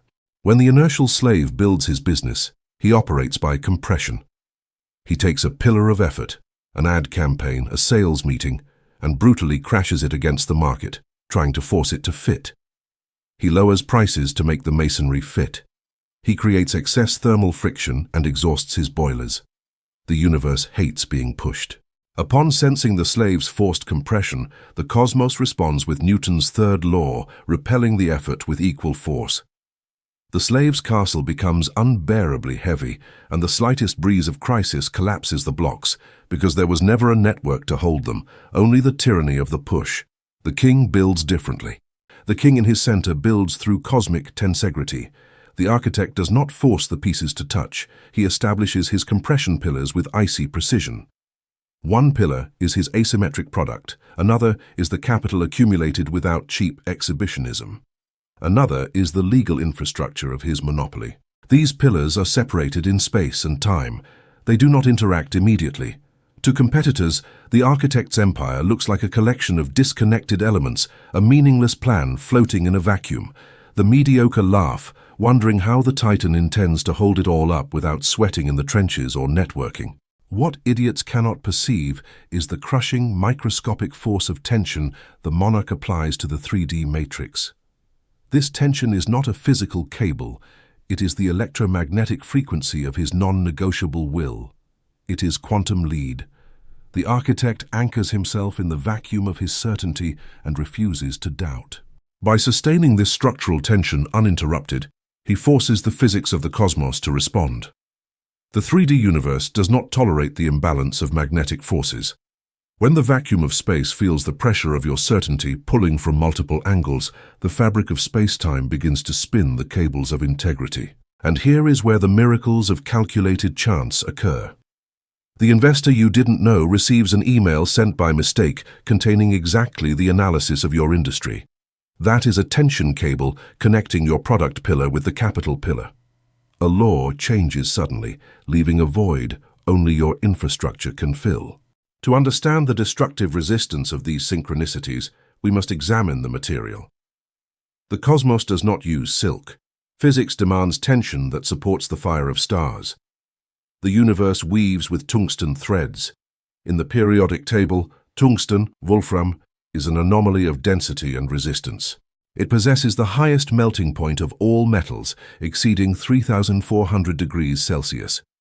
Its crystalline lattice gives it a tensile strength so brutal it is used in rocket nozzles and military armor penetration. Tungsten does not melt in hell, and it does not break under mechanical torture. This is your network. When you maintain electromagnetic tension without blinking, the synchronicities forged for you are not fragile coincidences. They are cosmic tungsten threads. They are commercial alliances that withstand betrayal. They are market opportunities that do not expire with inflation. They are loyalties that tighten when cut. While the slave builds networks of contacts based on superficial empathy, networks of cheap plastic that melt when capital is scarce, you surround yourself with an unbreakable architecture of synchronized events that hold each other with the mathematical rigidity of a suspension bridge over the abyss of mediocrity. Observe the optical miracle of the finished work. Due to the nature of tensegrity, where the rigid elements do not need to rub against each other, the thermodynamic efficiency of your existence reaches extraterrestrial levels. An empire held by tungsten and perfect synchronicities lacks the weight of traditional bureaucracy. It lacks the wear and tear of micromanagement. It lacks the need to push employees or force cash flow. The immense tension of the network does all the support work. You simply watch the structure float. If you try to push a pillar with your own hands out of a panic attack, you would collapse the entire dome. This confidence has nothing to do with the faith of the religious or the hope of the mob. The slave's faith is a plea in the dark. The Titan's confidence in the fabric of synchronicities is the calculating boredom of the civil engineer who has checked the math and knows the tensile strength exceeds the load. The most violent challenge to this cosmic architecture is the seismology of the environment. The 3D world is an ecosystem of constant tremors, financial recessions, tariff wars, market collapses. When the shockwave of an economic quake hits, structural carnage occurs. Masonry pyramids of competitors cannot deform. They are rigid, and in seismic physics, what does not bend explodes. Shear waves pierce the stone of the competition, fracturing their business models and pulverizing their supply chains, leaving them in corporative ruins. But when that same lethal wave hits your tensegrity empire, physics mocks the destruction. Your structure does not rigidly oppose the shock. The kinetic energy enters the system, but instead of breaking pillars, the force is instantly redistributed through the entire network of tension cables. The dome of your empire vibrates. It deforms elastically for milliseconds, absorbing the impact as a giant shock absorber. The crisis has not destroyed you. It has validated the asymmetric superiority of your tension. While ordinary businessmen run through the streets covered in ash, trying to save pieces of their stone walls, you remain seated on your throne, intact. The chances that wove your rise prove their tungsten quality. At that instant of others' devastation, you understand the purpose of cosmic tensegrity. The network was not just designed to hold your weight, it was designed to serve as a gigantic gravitational trap in the vacuum. Being the only structure standing, the capital of cowards and adrift talent are caught by your gravity. They flow into your vaults by pure thermodynamic capillarity. Your empire expands, absorbing the mass of the fallen market, without you having to fight among the rubble. Tensegrity has turned the crisis into your primary wealth collection operator. Forging this level of dominance demands you kill micromanagement. The slave feels productive only when pushing things with his hands, when exhausted and sweaty. He distrusts ease. If a contract closes quickly through a strange coincidence, the slave distrusts it, believing the necessary suffering is missing. You must uproot that bastard ethic from your central nervous system. The universe is offering you the path of superconductivity. If synchronicity presents the empire on a silver platter, do not look for a hammer to break the plate. Accept the lack of friction with the same coldness as a hawk accepting thermal currents that lift it thousands of meters without flapping a wing. Learn to install your pillars and step back. Make high-density strategic decisions and then submerge into the vacuum of non-intervention. Apply the absolute voltage of your certainty, but forbid yourself from dictating the logistical route to the cosmos. If you try to force a specific thread, you cut the tension. You rob fluid physics of its ability to find the path of least resistance. Limit yourself to maintaining tactical blindness toward the irrelevant and sustaining the atmospheric pressure of quantum lead in your chest. Feel the geometric weight of victory already won. Ignore the noise of falling masonry around you. Let the loom of gravity, with its invisible spindles and icy math, spin silently in the background of space-time, weaving the glistening tungsten cables that will join your isolated actions into an indestructible fortress. And when you finally look up at the majesty of your work, suspended in the air, do not thank luck. Recognize the work of your own invisible hands. Smile with the bored cruelty of the geologist who foresaw the movement of tectonic plates, and take your place at the vertex of the structure, held by the immensity of the vacuum you dared to rule. The forge is complete. The tension is eternal. Chapter 8: The Doppler Effect of Abundance. Humanity's acoustic ignorance is one of the most silent and destructive tragedies of civilization. The ordinary man, deafened by the incessant noise of his own complaints and the friction of his desperation, inhabits the three-dimensional universe like a deaf person walking blindly along a railroad track.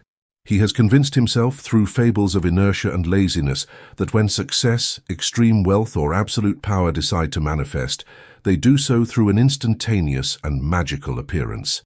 He expects gold to fall from the sky in a millisecond of silence without prior notice, materializing by the grace of a capricious providence. This childish conception violates the most elementary principles of wave propagation and the conservation of linear momentum. In the physical universe, ruled by the tyranny of mass and gravity, nothing possessing a truly colossal tonnage teleports. Dense matter must travel through the fabric of spacetime to reach your coordinate. In wave physics, no massive object moves through a fluid medium without announcing its arrival with unmistakable acoustic violence.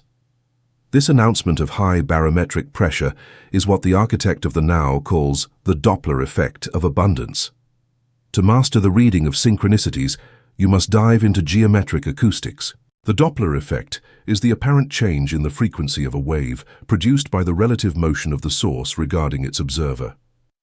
If you stand motionless by steel tracks and listen to the siren of a massive locomotive approaching at high speed, the sound perceived by your eardrums is not the real frequency emitted by the machine. As the locomotive devours the distance, it mechanically pushes and compresses the sound waves traveling through the air in front of it. This compression forces the wave crests to bunch up, decreasing the wavelength and skyrocketing the frequency. The acoustic result is a sharp, piercing whistle full of atmospheric tension. It is the undeniable sound of imminent collision. Conversely, when the mass moves away from you, the waves stretch, the frequency drops, and the sound becomes a deep, muffled and dying moan, the thermodynamic echo of that which you have lost. When you launched the titanium anchor toward the horizon, you altered the cosmos. You forced the fortress of your consummated empire to detach from the mist of possibilities and begin its inexorable advance toward your present. That empire, asymmetric capital, industry domination, unshakable elite loyalties, possesses a gigantic mass. Moving toward you, it operates exactly like the steel locomotive. It begins to push and compress the fluid medium of reality found right in front of its prow. This immense compression of three-dimensional reality generates shock waves prior to impact. These high-frequency compressed waves are the small daily synchronicities that suddenly begin to bombard your existence. Finding an old document with the exact key to your next corporate maneuver, hearing an airtight investor's name pronounced by a stranger at a nearby table, or the sudden cancellation of a trivial meeting that leaves you space for a life-changing call. The ordinary individual receives these anomalies and labels them as strokes of luck. He picks up the copper coin that chants through on the ground, satisfied, and does not realize the coin was simply the vibration of the railroad track announcing that the train loaded with tons of solid gold is just a few miles from crashing into his chest. The architect of the now never confuses the whistle with the train. He understands with the coldness of a physicist calculating trajectories that small and amazing coincidences are not the final objective of his forge. They are simply the Doppler effect of abundance. They are the geometric confirmation that his traction technique is working and that his victory approaches at destructive speed. Separating emperors from beggars occurs in the management of this acoustic compression period. The ordinary man's biological reaction to precursor synchronicity is his own condemnation. When a weak individual perceives favorable coincidences, his mammalian brain, addicted to cheap validation, secretes torrents of dopamine. He gets excited. Emotion is, in strict thermodynamic terms, a hemorrhage of heat and a catastrophic loss of density. The individual becomes agitated, runs to tell his friends about his wonderful luck, alters his breathing rhythm, abandons tactical blindness, and relaxes his muscles. He gets drunk on the siren's sound. By committing this optical blasphemy, the individual drastically alters his own center of gravity. His immobility was the geometric anchor toward which the empire was headed. By becoming excited, the individual shifts his coordinate in space-time. He changes the receiving frequency of his own psyche. The immense mass of the approaching future, guided by the beacon of unmovable certainty, loses the anchoring signal. The empire passes by, missing the target by a few millimeters, and vanishes into the void. The individual is left on empty tracks with his stupid anecdote of that time he almost made it, wondering where luck went. It vanished because the observer lacked the geological density necessary to endure the acoustics of the approach without melting from euphoria. There is a second error, diametrically opposite, but equally lethal. the desperation of the ungrateful ear. When the empire approaches, the mediocre, ambitious man becomes frustrated. He screams in the chamber of his own impatience, complaining that the universe is only delivering crumbs. "This is not what I visualized," he protests. By injecting the corrosive friction of resentment into his own crystal, he alters his refractive index. His anger is an explosive wave of diamagnetic repulsion. By despising the locomotive's whistle for not being the locomotive itself, the slave orders the train to brake and reverse. To survive the acoustics of conquest and ensure the collision is consummated, the monarch must study the astronomy of light and the blue shift. In astrophysics, the Doppler effect manifests in light. When a galaxy or supermassive star moves away from the observer, the light it emits stretches, its wavelength increases, and its spectral signature shifts toward red. It is the dreaded redshift, the signal of separation and cooling. But when a colossal object rushes directly toward the Milky Way, light waves compress. The wavelength shortens, the frequency skyrockets, and the light from that galaxy shifts toward the most energetic, lethal, and penetrating end of the spectrum, the blue shift. Scarcity, lost opportunities, and money slipping through your hands are the redshift of your life. Matter is moving away from your gravity. But when you establish quantum lead in your chest and cosmic tensegrity begins its siege, the luminous topography of your reality changes. You enter the era of blue shift. Synchronicities are flashes of ultraviolet light. They are optical evidence that your abundance is no longer moving away. It is heading for collision. The architect of the now observes this blue shift, and his face reflects not the slightest alteration. There is no hysterical smile of premature triumph. There are no tears of frustration over the slow transit. The Titan breathes deeply, settles the weight of his shoulders, and adopts the chilling immobility of a basalt monolith. He understands that the whistle of synchronicity is a materials resistance test designed by spacetime itself. The cosmos is evaluating if the receptor possesses the structural integrity needed to survive the impact of absolute wealth. If you break at the simple sound of the train, physics will divert the mass to protect you. The universe does not allow an infinite force to collide with cheap glass. Acoustic reception requires you to develop an anechoic chamber inside your skull. When perfect coincidences fall like heavy rain, you must register them with the clinical apathy of an accountant adding figures in a ledger. The billionaire investor responds to your email after years. You do not jump from your chair. You nod, note the variable, and prepare the next geometric move. The government passes a law that triples your patent's value. You do not celebrate in taverns. You drink cold water, thank the math of waves, and keep your gaze fixed. This dictatorial apathy, this absolute refusal to let the world steal a single degree of your internal temperature, is what seals the ballistic trajectory of abundance. By remaining static and lethally bored facing small victories, you generate a black hole of expectation. The universe accelerates the main event's arrival. As the empire approaches the zero coordinate of your present, the frequency of the Doppler effect becomes deafening. This is where the weak man's mind usually fractures from vertigo. Synchronicities stop being isolated weekly events and become a daily bombardment, a superposition of constructive waves that drown sanity. You find the supplier, close the pact, capital is released, and a key competitor withdraws, all within 72 hours. The speed of manifestation becomes turbulent. Barometric pressure in your ecosystem reaches the elastic limit of 3D reality. The air becomes heavy and charged with static electricity before the lightning. It is imperative that during this destructive crescendo of causality, you apply the deepest anchoring your biology can support. You have to sink the roots of your discipline into the bedrock of tactical indifference. Close your mouth hermetically. Speak no word of your imminent triumph to the amorphous mass around you.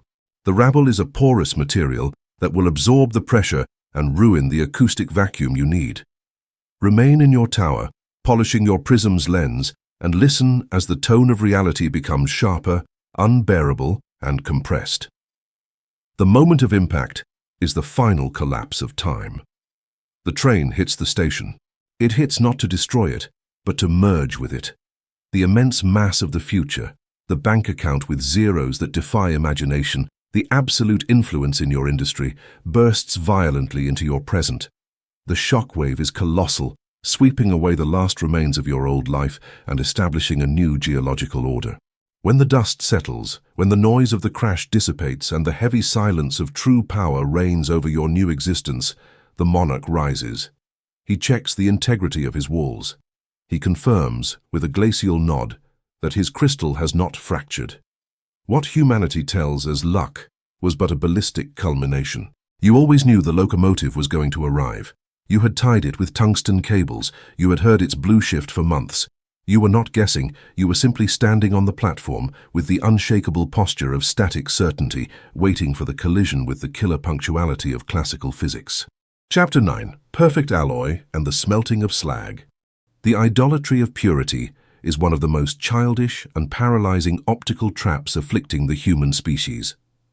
The ordinary man, captive in his thermodynamic ignorance and blind to the true mechanics of fluids, traverses 3D architecture, expecting the cosmos to deliver finished tools. He sits in the plane of his own inertia.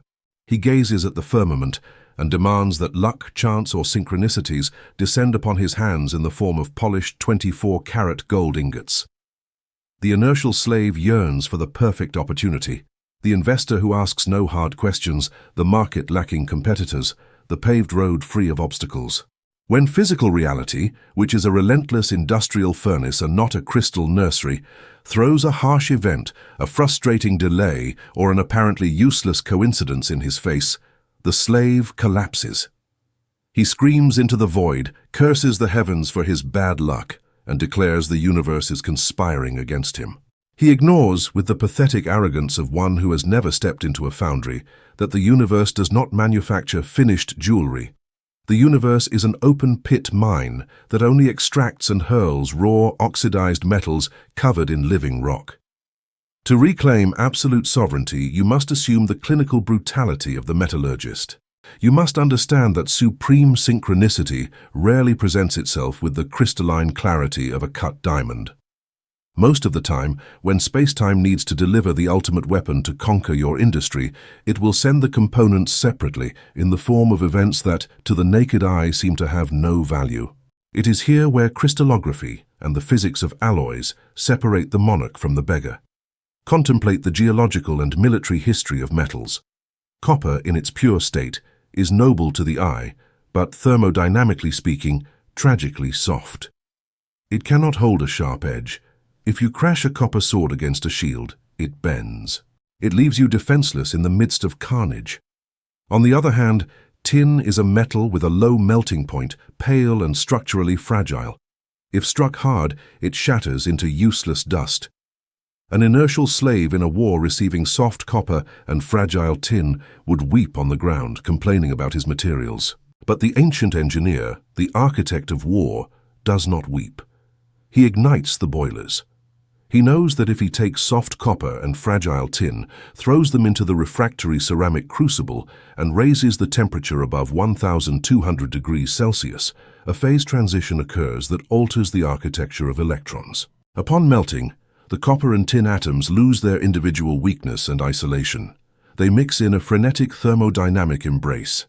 The tin introduces itself into the interstitial spaces of the copper's crystalline lattice, blocking the sliding of atomic layers.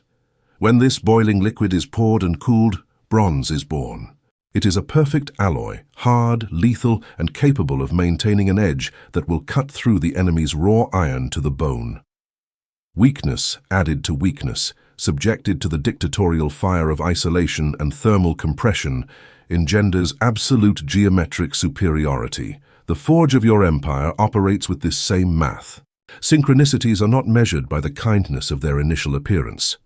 The universe will hurl soft events at you, a trivial talk with a stranger, reading an irrelevant article, or a cancelled trip that forces you to stay in a boring city. Simultaneously, it will hurl fragile or painful events, a betrayal. The weak man looks at these separately. He suffers over the denied credit, fragile tin, and dismisses the station talk, soft copper, as a waste of time. His mind operates at room temperature. In the cold of inertia, metals do not melt. They simply collide and cause bruises. His reality is a pile of oxidized scrap. But the king in his center, the architect who has sealed his chest with the quantum lead of unnegotiable victory, does not allow his internal temperature to drop. When events crash against his atmosphere, he does not react with hysteria. He opens the floodgates of his own psychological blast furnace. He throws the betrayal, the denied credit, and the trivial talk directly into the boiling crucible of his absolute concentration. He applies tactical blindness. He refuses to see events as isolated tragedies and begins to inject them with the barometric pressure of his purpose.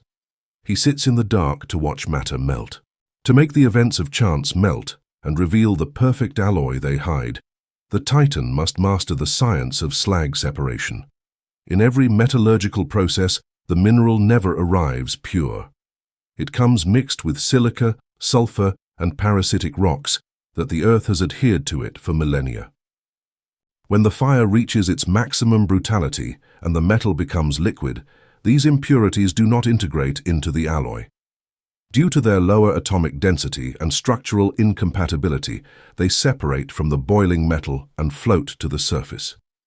This dark, bubbling, toxic crust is called slag or dross. If the blacksmith is negligent and lets the slag cool with the alloy, the resulting metal will be full of stress cracks and will crumble at the first impact of reality. The blacksmith must take a long iron skimmer and, enduring the radiation that burns his eyelashes, carefully scrape the slag away.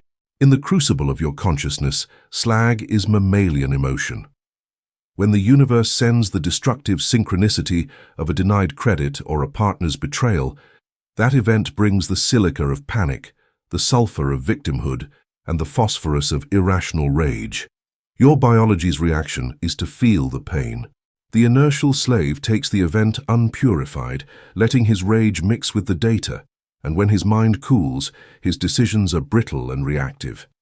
He destroys his own prestige with useless lawsuits, or sinks into depression, allowing the slag to ruin the steel of his empire. The architect observes the event differently. He feels the heat of rage floating to the surface. With the clinical cruelty of a structural sociopath, he takes the geometric skimmer of his will and scrapes emotion out of the equation. He scrapes humiliation. He scrapes financial terror. He removes all emotional temperature that contaminates the math of the event. He hurls that boiling slag into the darkness of the vacuum, refusing to grant a single joule of importance to how he feels. What remains floating in his intellect are ballistic data, cold, pure, and lethally useful. The partner betrayed him. The pure data is that he now has a logistical vacancy. The credit was denied. The pure data is that the bank has a risk protocol that just left a market sector unattended. The trip was cancelled, and he had a trivial talk. The pure data is that the stranger mentioned a fissure in foreign import regulations. He then forces these three atoms of info to collide. The soft copper of the stranger mixes with the fragile tin of the denied credit and the burning carbon of the traitor. The flash of the perfect alloy illuminates his skull. Synchronicity reveals its destructive majesty. By crossing pure data stripped of emotional slag, the architect discovers a legal crack. This crack allows him to bypass the tariff that made his traitorous partner necessary. By not depending on the bank, he can use a decentralized financing model that just emptied the need for traditional capital. In 1 millisecond, the Titan has forged an asymmetric strategy that annihilates the betrayal. It bypasses the banking system and grants him an absolute import monopoly over territory his competitors don't even know exists. The three misfortunes were not obstacles. They were the copper, tin, and fire needed to melt the bronze blade with which he just decapitated his entire industry. This is the non-negotiable physics of forged causality. The pieces of the universe, when examined from the stillness of the absolute center of gravity, are never disconnected. The loom of gravity always spins with a geometric purpose.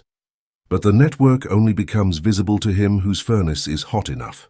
To sustain this level of industrial fusion, you must make an asbestos oath against haste. Mastering a master alloy requires dissolution time and cooling under strict thermal isolation. When the universe deals a blow, your biological mandate is the immediate prohibition of linear judgment. If you react in the first second declaring the day is ruined, you are pouring ice water on the crucible. The metal will splinter. You must adopt the posture of the monolith, swallow the event, anchor your boots in the rock of indifference, and dictate in silence, "I will proceed to ignition." This suspension of emotional judgment is the heat shield protecting you from the entropy of the masses. The mob will try to force you to react. When you lose the asset, the weak will offer toxic empathy. They will pat your shoulder and offer excuses. That empathy is chemical slag trying to oxidize you. Reject it with a coldness that freezes them in place. You have not lost a war. You have received the raw tungsten block nature hurled, and you are evaluating the temperature to liquefy it. If you let their pity in, they will lower the atmospheric pressure of your certainty and ruin the alloy's tension. The mastery of slag fusion also demands a new relationship with friction. Heat is but the agitation of atoms caused by friction. In the architecture of synchronicities, pain and dissonance are not signs to retreat. They are the exact metrics of the rising temperature in your furnace. When your chest tightens because reality has closed all doors and hurled 3 chaotic events at once, you are not in a collapse. You are witnessing atomic friction as materials overcome yield strength to mix. The intellectual pain of connecting the dots is the exothermic heat of forming bronze. Do not close your eyes. Hold the pressure of the optical loop over the raw data until the paper of reality bursts into flames and reveals the code written in invisible ink beneath the ash. The geological moment will come when the alloy has cooled and the 3D matrix must face what you forged. When you apply the new strategy, the silence of the competition will be deafening. They will see the indestructible solidity of your move and realize you used the same bricks they discarded to build the fortress now besieging them. They cannot defeat a man who uses misfortune to temper his steel. The fabric of synchronicities is not woven with the soft feathers of hope or favor. True networks of cosmic tension are woven in the bottom of blast furnaces, fusing the blackest rock of human geology under the geometric dictatorship of a mind that refuses to blink. Stop demanding purity from the cradle. Stop begging for clean ingredients. Assume the crown of the absolute blacksmith. Walk through life collecting the smoking scrap of accidents and crises. Place them in your isolation, ignite the forge of unmovable attention, and subject the metal to the dictatorship of quantum lead. When you pour the perfect alloy, reality itself will hiss at the contact with your work's heat. You do not wait for luck to deliver opportunity. You take the misery of chance, melt it with the fire of inevitability, and force the cosmos to drink from your crucible. The forge is yours. Chapter 10. Quantum Entanglement and the Welding of Space-Time. The idolatry of geography and the terror of physical distance constitute the oldest and most suffocating geometric prison that the human species has built for itself. From the instant primitive man measured the world by the wear of his feet upon stone, civilization has been subjected to the tyranny of space. The inertial slave conceives the universe as an immense empty plain where objects of value, capital, and elite allies are separated by kilometric chasms. In this rudimentary and thermodynamically primitive vision, the only way to influence a distant object is physical displacement. The slave assumes he must invest kinetic energy. He believes he must burn fuel, cross oceans, and submit to the friction of the atmosphere to touch opportunity with his own hands. He lives subjected to classical mechanics and the physics of impact, convinced that distance is an invulnerable shield and that transit time is a non-negotiable toll paid with his own exhaustion. This devotion to distance is an unforgivable optical blindness. Geography is a consensual hallucination, a mirage created by the slowness of cold bodies. For the architect of the now to reclaim the crown of absolutism and subject synchronicities to his dictatorship, he must eradicate the belief in spatial separation. He must enter the most disturbing, dark, and mathematically pure confines of modern physics. He must abandon the world of elastic collisions and enter the silent majesty of spooky action at a distance. In the most hermetic laboratories of quantum optics, science has proven a phenomenon that shattered the ego of physics. We speak of quantum entanglement. When two subatomic particles are forged in the same thermal or light event, their properties remain entangled in a single geometric state. If you take one particle and confine it on Earth, and send the second to the other end of the Andromeda Galaxy, classical logic fails. Classical logic would dictate they have become separate entities. However, the rawness of the cosmos proves otherwise. If a physicist alters the spin of the particle on Earth, forcing it to point up, the particle in Andromeda, in that exact millisecond, without the slightest delay, alters its spin to point down. There is no radio wave traveling between them. There is no beam of light crossing the abyss to carry the order, because light would take millions of years to arrive. The communication occurs in zero time, with zero friction and zero resistance. The space separating them is thermodynamically irrelevant. In the deepest fabric of reality, the two particles never separated.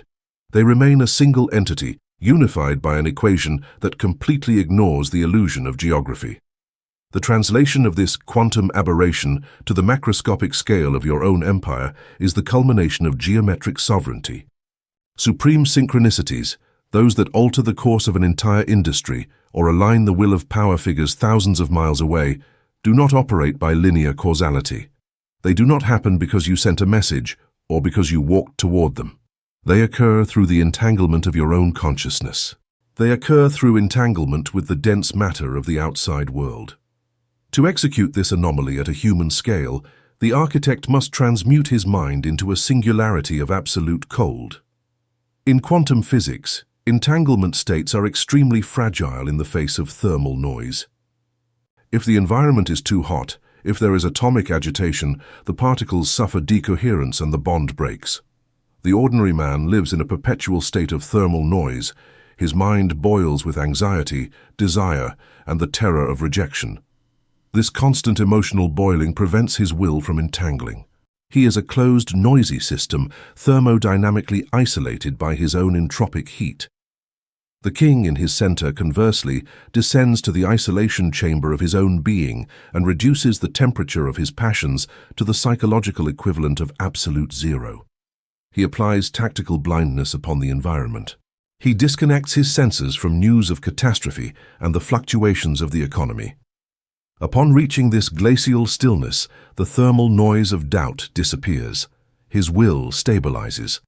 In this state of perfect atomic coherence, the architect fixes his attention on the objective, the elite alliance, the victory. By holding the vision of his triumph with the heaviness of quantum lead, without allowing the slightest vibration of uncertainty, his will becomes the first particle of the equation. The external universe, which is an obedient fluid lacking in tension, responds to this state of extreme coherence. The capital, the infrastructure, or the ally the architect requires, no matter on which continent or under which time zone they reside, becomes the second particle. As the Titan operates from the very root of the fabric of reality, where distance is a mirage, resonance occurs in the vacuum.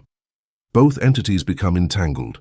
Understanding the physical manifestation of this entanglement requires abandoning the hunter's optics and adopting the discipline of the master welder. In heavy metallurgy, to join two industrial steel plates irreversibly, one does not use glue or ropes. One uses electric arc welding. The operator applies an electric current of such terrifying intensity that the air itself ionizes, generating a plasma arc that reaches thousands of degrees Celsius. Under this localized thermal violence, the crystalline structure of both steel plates melts. A fusion bath is formed. The atoms of one plate mix and flow toward the atoms of the other. When the operator withdraws the arc and the metal cools, the two pieces are no longer simply joined. They have become a single, continuous structure, an indivisible atomic lattice. Where there was separation, there is now a seam of pure titanium. In the architecture of synchronicities, your unmovable certainty is the tungsten electrode, and your concentration is the plasma arc. When you decide, in the cold silence of your isolation, that a portion of the market or a volume of capital belongs to you by decree of gravity, you do not send a pleading email. You do not go out to compete with the commoners. You sit in your smelting chamber, stabilize your breathing, anchor the posture of your spine, and apply the electric current of your attention upon that single distant goal. The intensity of your conviction, devoid of all doubt, acts as the voltaic arc. It melts the fabric of space-time separating you from your goal. You melt the illusion of geography. In the quantum plane, the separation between your identity and the goal disappears. A probabilistic fusion bath is created. By settling your weight in the certainty that the event belongs to you, you withdraw the arc. The 3D reality suddenly cools. The weld is sealed. From that exact millisecond, the opportunity in Tokyo, the investor in London, or the competitor in your hometown have been indissolubly welded to the topography of your own empire. What follows is the spectacle the rabble mistakes for magic or luck. Since in the quantum plane, the weld has been executed and distance has been annihilated, the 3D physical universe is forced to update its hologram to reflect the new structural truth. The inertia of the material world has to catch up with the speed of entanglement. This is when synchronicity collapses at your door. The phone rings. The individual who possesses the steel keys of the infrastructure you needed calls you, seeking exactly what you offer. Government regulations of a foreign country change overnight, opening a legal highway aligned with the patent you registered in silence months ago. The ordinary man, spectator of your rise, will try to find the causal chain. He will track your steps and try to find out whom you bribed. He will break his head trying to apply the physics of elastic collisions to a phenomenon that operated through action at a distance. He will never find the line, because there is no line. The connection did not travel through air or earth. The connection was made at the atomic root of space, in the vacuum itself, and simply emerged to reality as a metal flower already welded. Mastery of this distance welding demands the eradication of the biological weakness that destroys most men, the urge to verify. When a master welder finishes his fusion bead, he does not start hitting the glowing metal with a hammer to see if it stuck well. He knows that if he interferes while the alloy is cooling, he will introduce micro-fractures of tension, ruining the lattice and causing a lethal burst when under pressure. He steps aside, trusting blindly in the physics of the arc he just applied, and allows thermodynamics to follow its natural course. The inertial slave trying to apply his will lacks this psychological asbestos. He performs his visualization, and 5 minutes later, anxiety devours him. He frantically checks market news and becomes desperate because the person hasn't called. In the precise instant he formulates a plan B, in the millisecond doubt filters into his blood, the system temperature spikes. Thermal noise destroys quantum coherence. Entanglement is irreversibly broken. The invisible weld, about to solidify in space-time, shatters into a million pieces of useless glass. The distant event disconnects and recedes into the mist of chance. The individual sighs, "I knew these synchronicities weren't real." It was real, but he destroyed it because he could not sustain the cooling of doubt. Space-time welding admits no cowards or anxious supervisors. Quantum sovereignty demands that, once you fix the coordinate of your conquest, you assume an indifference toward immediate 3D evidence. You must develop the coldness of dark stars. Your physical behavior must be that of a man who has the key. You walk with the geometric slowness of consummated authority. You do not pursue the result, because pursuing what is already welded to you is a redundancy the universe penalizes with failure. This is the paradox. The 3D universe only delivers monopoly when you become genuinely indifferent to needing it. Indifference is not apathy. It is the total absence of the friction of scarcity. It is the state of rest of heavy matter. The sun is not anxious to know if the Earth will orbit it tomorrow. The sun simply holds its mass, and gravity makes the orbit a mathematical fatality. The architect feels no anxiety about synchronicity. His own internal density makes the event an inescapable geological dictate. As you install yourself in this frequency, the fabric of the world will begin to fold around you. Distance will stop being an obstacle and become an illusory variable. Your empire expands because you become a gravitational sink. Geography shortens, oceans dry up, and mountains of bureaucracy collapse, attracted by the spiral of your quantum well. You will watch your competitors age in airports, burning their kinetic energy, trying to weave networks with fragile cotton threads. They sweat blood trying to be everywhere at once. Meanwhile, you will rule your territory from the absolute stillness of your isolation chamber. You will hold the electrode of your attention in the dark, pulse the plasma arc of your conviction, and weld continents and capitals to your benefit without raising your voice or moving a single boot. Supreme mastery is reached when you understand there is no out there to be conquered. The outside world is simply the glass screen where the resonances and entanglements you forge in the solitary forge of your density are projected. The cosmos is narrow, intimate, and docile when subjected to the right temperature. Fix the lens. Raise the mass of your quantum lead. Ignore the pathetic illusion of space and time. Convert your certainty into the electric arc that ionizes the vacuum. Join the tectonic plates of your present and future in a single bead of molten metal. And then step back, cool the system, and allow reality to fall. Allow the heavy reality of the universe to fall on its knees at your feet, bringing the physical manifestation of the decree you just printed upon the structural code of creation. Distance is dead. The empire is welded. Conclusion: the absolute center of gravity. The closing of this structural vault marks the definitive funeral of chance. For millennia, humanity has walked the surface of history with the fragile posture of a beggar, looking at the starry sky with the pathetic hope that a fortuitous alignment of stars would throw them the crumbs of fortune. We have dismantled that hallucination.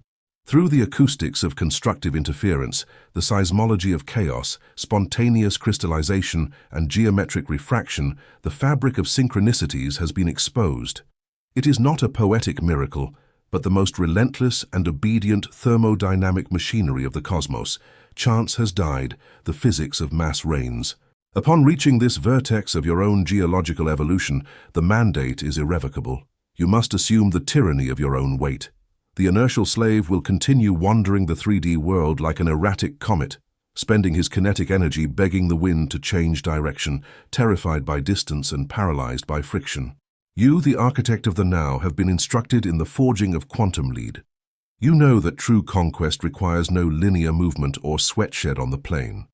It requires the absolute condensation of your will into a single point of space-time. You are the furnace, the crucible, and the anvil. When you raise the density of your certainty to the level of a stellar singularity, the external universe has no mathematical choice but to collapse toward your center. The synchronicities that will weave your empire, the allies forged in tungsten, the capital flowing like liquid metal, are not prizes for your morality. They are the inescapable geometric consequence of the curvature that your immense gravity imposes upon three-dimensional reality. By eradicating the slag of fear, by welding your present with your future through the voltaic arc of your unmovable attention, you become the absolute center of gravity. Let weak men continue betting their destiny on the roulette of probability. Let them cry when the earthquake destroys their flimsy masonry pyramids. You do not play with probability, you dictate the thermodynamics of the ecosystem. Plant your boots in the bedrock of the now, stifle any vibration of doubt, and ignite the reactor. Ignite the reactor of your sovereign indifference. The entire cosmos is an inert loom waiting for the command of a superior mass. Cease chasing the horizon. Become the gravitational abyss that forces the horizon to surrender and to crash violently against your chest. The empire was always waiting for your density.